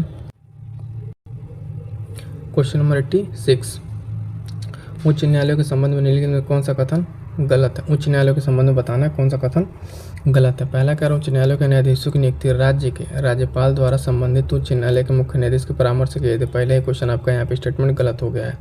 दूसरा देखेंगे कि उच्च न्यायालय के न्यायाधीशों के वेतन और भत्ते संसद द्वारा तय किए थे, सही बात है, लेकिन राज्य के जो निधि है सम के धन पे प्रभारित होते हैं, सही है। भारत के उच्च न्यायालय सलाहकार क्षेत्राधिकार आनंद नहीं लेते हैं, बिल्कुल सही बात है, क्योंकि ये सिर्फ सुप्रीम कोर्ट के लिए सलाहकार वाला। अगला पॉइंट देखेंगे उच्च न्यायालय का जो है रिट क्षेत्राधिकार सर्वोच्च न्यायालय की तुलना में व्यापक। अभी हम इसके पहले वाले क्वेश्चन में डिस्कस कर रहे थे, आपको बताए थे कि जो हाई कोर्ट का रिट जुरिडिक्शन है वो ज़्यादा है सुप्रीम कोर्ट से। ठीक है, तो ये तीनों स्टेटमेंट आपके सही हैं, इसमें गलत पूछा है। ठीक है, तो पहला ही स्टेटमेंट गलत है। उच्च न्यायालय के न्यायाधीश की नियुक्ति के मामले में राज्यपाल जो उच्च न्यायालय के मुख्य न्यायाधीश परामर्श करता है, नहीं। ठीक है, ये परामर्श जो है नियुक्ति जो है इनकी उच्च न्यायालय के राष्ट्रपति के द्वारा की जाती है। ठीक है, तो यहाँ पे चीज़ गलत हो जाएगा, पहला स्टेटमेंट गलत है। क्लियर है। देखिए जब भी क्वेश्चन आप MCQ सॉल्व करेंगे तो वहाँ पे आपको चीज़ें क्लियर होनी चाहिए कि कोई स्टेटमेंट गलत है तो क्यों गलत है। अगर थोड़ा सा भी डाउट रहेगा तो आप उस चीज़ को हैंडल नहीं कर पाएंगे और आप गलत कर जाएंगे। सही है तो क्यों सही हो, चीज़ क्लियर होना चाहिए। और ये बेसिक कंसेप्ट है पॉलिटी के जो आपको एकदम अच्छे से आने ही चाहिए। अगला क्वेश्चन है 87, निम्नलिखित में से कौन सा प्रावधान भारत के सर्वोच्च न्यायालय का अनन्य मूल क्षेत्राधिकार है, यानी उसका जो बेसिक ज्यूरिसडिक्शन में आता है कौन सा है। एक पीड़ित नागरिक के मौलिक अधिकारों के प्रवर्तन के लिए रिट जारी करना, नहीं। भारतीय संघ की विभिन्न इकाइयों के बीच विवाद को निपटाना, जी हाँ। बी जो यहाँ पे इसका राइट आंसर हो जाएगा। समीक्षा की शक्ति के बारे में फिर उपरोक्त में से कहने, नहीं ये सब नहीं है। इसके जो ओरिजिनल ज्यूरिसडिक्शन में आता है वो भारतीय संघ के विभिन्न इकाइयों के बीच के विवाद को निपटाना, तो ऑप्शन बी हमारे यहाँ पे राइट आंसर हो जाएगा। फिर से समझ लीजिए कि उस सर्वोच्च न्यायालय का अनन्य मूल क्षेत्राधिकार कौन सा है, तो बी है संघ राज्य की विभिन्न इकाइयों के बीच क्या करना, विवादों को निपटाना। क्लियर है। अगला क्वेश्चन 88 देखिएगा। क्वेश्चन नंबर 88, उपाधियों का अंत जो है निम्नलिखित में से इसके बारे में विचार करना कथन पे, भारत का कोई भी नागरिक जो है विदेशी राज्य से उपाधि स्वीकार नहीं करेगा, बिल्कुल सही बात है। कोई व्यक्ति जो भारत का नागरिक नहीं है राज्य के अधीन लाभ विश्वास पद धारण करने में दूसरा उपाधि राष्ट्रपति की सहमति के बिना स्वीकार नहीं करेगा, ये भी सही है। पूछ रहा है कि इसमें सही नहीं है। ठीक है, तो यहाँ पे ऑप्शन 9 तो 1, 9 तो 2। ठीक है, ऑप्शन डी यहाँ पे राइट आंसर हो जाएगा, क्योंकि जो दोनों बात यहाँ पे कही गई उपाधियों का अंत से रिलेटेड, वो दोनों बात क्या है, सही है कि कोई भी भारत का नागरिक विदेशी राज्य से उपाधि स्वीकार नहीं करेगा। ठीक है, और जो करेगा भी तो बिना उसके राष्ट्रपति के सहमति के नहीं करेगा। ठीक है, तो दोनों सही है, पूछ रहा सही नहीं है, तो यहाँ पे ऑप्शन क्या हो जाएगा, डी। 9 तो 1, 9 तो 2। अगला क्वेश्चन देखेंगे, क्वेश्चन नंबर 89। भारत को उच्चतम न्यायालय में न्यायाधीशों की संख्या में वृद्धि करने की शक्ति किसमें सीमित है? भारत के राष्ट्रपति में, संसद में, या भारत के मुख्य न्यायाधीश में, ठीक है, या विधि आयोग में? तो राइट आंसर हो जाएगा ऑप्शन बी, ठीक है, संसद में। संसद का जो है आर्टिकल 124, ठीक है, आर्टिकल 124 जो है कॉन्स्टिट्यूशन का संसद को पावर देता है कि न्यायाधीशों की संख्या में वृद्धि कर सकता है। मोस्ट इंपॉर्टेंट क्वेश्चन, इसको ध्यान रखिए। कई बार यहाँ पे बच्चे गलती कर देते हैं कि इनको जो लगा देते हैं राष्ट्रपति के तौर पर, लेकिन राष्ट्रपति नहीं, क्या होगा यहाँ पे, संसद होगा। अगला क्वेश्चन नंबर 90। सर्वोच्च न्यायालय में तथा एडहॉक न्यायाधीशों की नियुक्ति होती है, कब होती है एडहॉक न्यायाधीशों की नियुक्ति? एक चीज़ ध्यान दीजिए, एडहॉक जो ये न्यायाधीश है सिर्फ सुप्रीम कोर्ट में होते हैं नियुक्ति, इनकी हाई कोर्ट में नहीं होती है। तो कतिपय न्यायाधीश दीर्घकालीन अवकाश पर चले जाते हैं, बिल्कुल नहीं। न्यायाधीशों की नियुक्ति के लिए कोई ऐसा जब उपलब्ध न हो, नहीं। न्यायालय के समक्ष जो लंबित वाद हैं उसमें ज़्यादा हो, यानी कुछ जब ज़्यादा केसेस आ जाए तब नियुक्ति होती है, ऐसा भी नहीं है। न्यायालय के सत्र के लिए न्यायाधीशों की गणपूर्ति का जब पर्याप्त न हो तब जाकर इनको नियुक्त किया जाता है। यानी इसका राइट आंसर अगर हम देखेंगे तो ऑप्शन डी हो जाएगा। न्यायालय के किसी सत्र के लिए न्यायाधीशों की गणपूर्ति का जब पर्याप्त नहीं होती है तब क्या नियुक्त किया जाता है? एडहॉक न्यायाधीश नियुक्त किए जाते हैं। इंपॉर्टेंट है, इसको ध्यान रखिएगा, सुप्रीम कोर्ट और हाई कोर्ट से रिलेटेड। अगला देखें क्वेश्चन नंबर 91। क्वेश्चन नंबर 91 कह रहा है, अनुच्छेद और संविधानों के प्रावधान निम्नलिखित में से कौन से युग में सही सुमेलित नहीं है? पहला कारण, अनुच्छेद 223 में उच्च न्यायालयों में अतिरिक्त और कार्यवाहक न्यायाधीश नियुक्त किए जाते हैं। नहीं, गलत है, ये आर्टिकल आपका 127 में आता है, पहले ही गलत मिल गया। अनुच्छेद 233 जिला न्यायालयों की नियुक्ति, ये सही है। अनुच्छेद 217 का भी ये देखेंगे, उच्च न्यायालयों के न्यायाधीशों को हटाना, सही है। अनुच्छेद 222 उच्च न्यायालयों के न्यायाधीशों का स्थानांतरण, बिल्कुल सही है। हमसे पूछा है कौन सा गलत है, ठीक है, तो इस पर ध्यान देंगे कि अनुच्छेद जो 223 है इसमें जो बताया गया है एक्टिंग चीफ जस्टिस के बारे में, इसमें अपॉइंटमेंट एक्टिंग चीफ जस्टिस के बारे में बताया गया है, न कि ये उच्च न्यायालय में अतिरिक्त कार्यवाहक के बारे में, ठीक है, उच्च न्यायालय के बारे में नहीं, ठीक है। तो पूछ रहा सही नहीं है कौन सा, तो पहला सही नहीं है, ठीक है। देखते हैं नेक्स्ट क्वेश्चन 92। इस क्वेश्चन में क्या बात किया गया है अगर देखेंगे तो उच्च न्यायालय के न्यायाधीशों के लिए आवश्यक योग्यता क्या है? वो भारत का नागरिक होना चाहिए, ठीक है। उसे 10 साल से अधिक इस बार न्याय क्षेत्र में धारण करना चाहिए, भी सही है। राष्ट्रपति की राय में उसे प्रतिष्ठित विधिवेत्ता होना चाहिए, ये चीज़ कोई आवश्यक नहीं है, ठीक है। तो यानी सही उत्तर चुनना है तो 1 और 2 हमारा राइट आंसर हो जाएगा, ऑप्शन ए, ठीक है, ऑप्शन ही हो जाएगा। क्योंकि जो इसके बेसिक में अगर बात करें कौन सा न्यायालयों के लिए आवश्यक है, तो पहला और दूसरा आवश्यक है, ये तीसरा उतना ज़रूरी नहीं है, ठीक। देखते हैं नेक्स्ट क्वेश्चन नंबर 93। 93 में बात किया दोस्तों, देखेंगे कि लोक अदालत के बारे में बात किया है, लोक अदालतों से संबंधित है। इस पर कथन दिया, लोक अदालत केवल दीवानी मामलों का निर्णय कर सकती है, आपराधिक मामलों का नहीं, ठीक है। जहाँ इस तरह केवल सभी आ जाए तो मोस्ट ऑफ द चीज़ें गलत हो जाती हैं, ये गलत हो जाएगा क्योंकि ये दोनों मामलों की देखभाल करता है। यदि पक्ष लोक अदालत के निर्णय से संतुष्ट नहीं है तो ऐसे निर्णय के विरुद्ध वो अपील प्रावधान है नहीं है। जो यहाँ पर निर्णय दे दीजिएगा वो लास्ट निर्णय।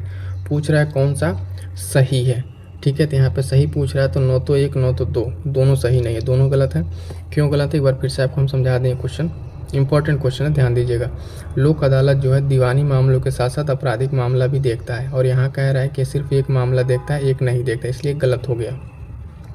दूसरा, इस पक्ष की अदालत के बारे में अगर बात करें तो जो संतुष्ट नहीं है वो अपील कह रहा है कि कर सकता है लेकिन अपील वो नहीं कर सकता, ठीक है। इसमें कहा गया है कि कर सकता है लेकिन अपील नहीं कर सकते, ये भी गलत हो जाएगा, ये भी गलत हो जाएगा, तो हमारा ऑप्शन क्या हो जाएगा, डी यहाँ पे सही हो जाएगा। क्वेश्चन नंबर 94 देखेंगे, मद्रास राज्य बनाम चंपक, ठीक है, दोराए राजन मुकदमा मामले में सर्वोच्च न्यायालय के निर्णय के परिणाम स्वरूप मौलिक अधिकार को संशोधित किया गया था। किस मौलिक अधिकार को संशोधित किया गया था?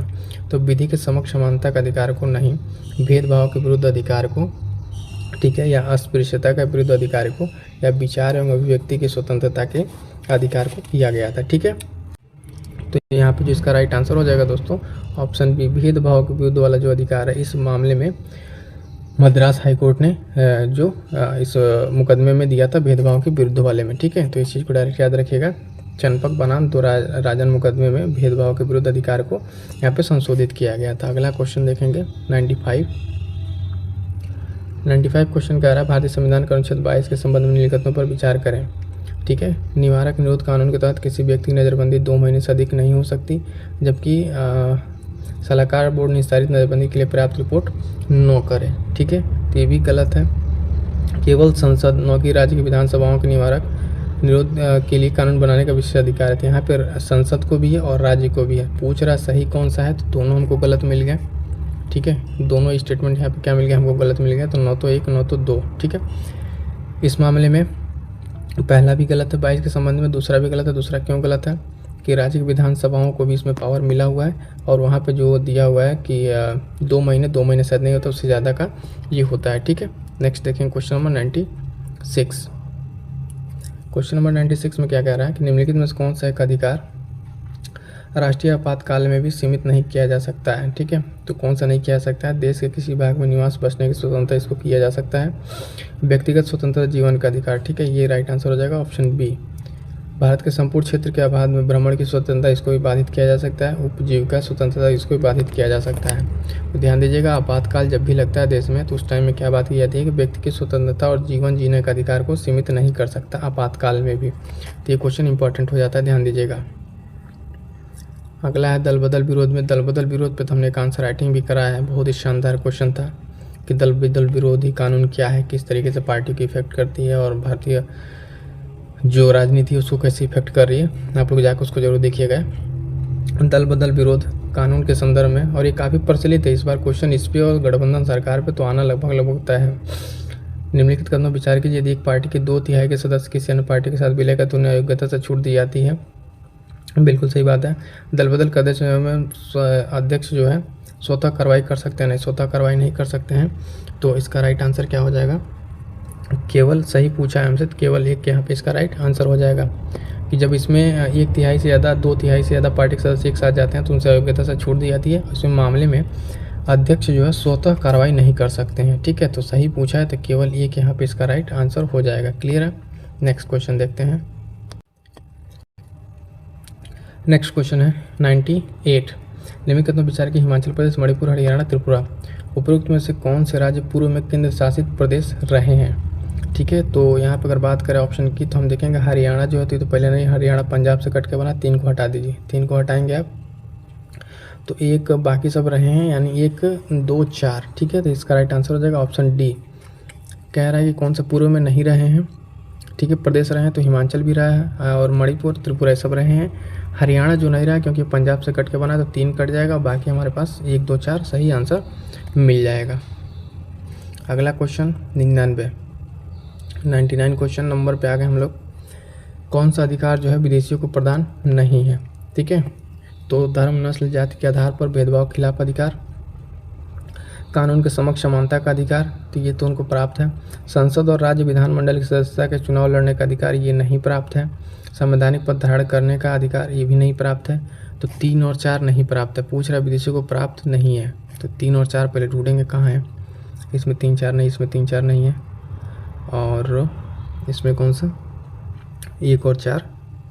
ठीक है, 3 और 4 इसी में है। ठीक है, तो राइट आंसर क्या हो जाएगा सी, यानी पहला भी इसमें आ जाएगा आपका कि धर्म, जाति, लिंग, आधार भेदभाव के खिलाफ भी इनको ये चीज़ नहीं दिया गया है। ठीक है, क्या मिला है, सिर्फ कानून के समक्ष समानता का अधिकार मिला है जो विदेशी है। तो ये एक आर्टिकल है 15 16, ठीक है, 29 30। ठीक है, जो इस तरीके से इन लोगों को 29 30 और 19 ये सब मिला हुआ, बाकी चीज़ यहाँ इन लोगों को नहीं मिला हुआ। ठीक है, क्वेश्चन नंबर 100 देखेंगे और ये लास्ट क्वेश्चन भी है पॉलिटी का। 100 निम्नलिखित में से किस अधिनियम के फलस्वरूप बर्मा को भारत से अलग किया गया है। इंडियन काउंसिल एक्ट 1909 नहीं, गवर्नमेंट ऑफ इंडिया एक्ट 1919 नहीं, government of India act 1935 right answer हो जाएगा। इंडिया इंडिपेंडेंस एक्ट 47 गलत है।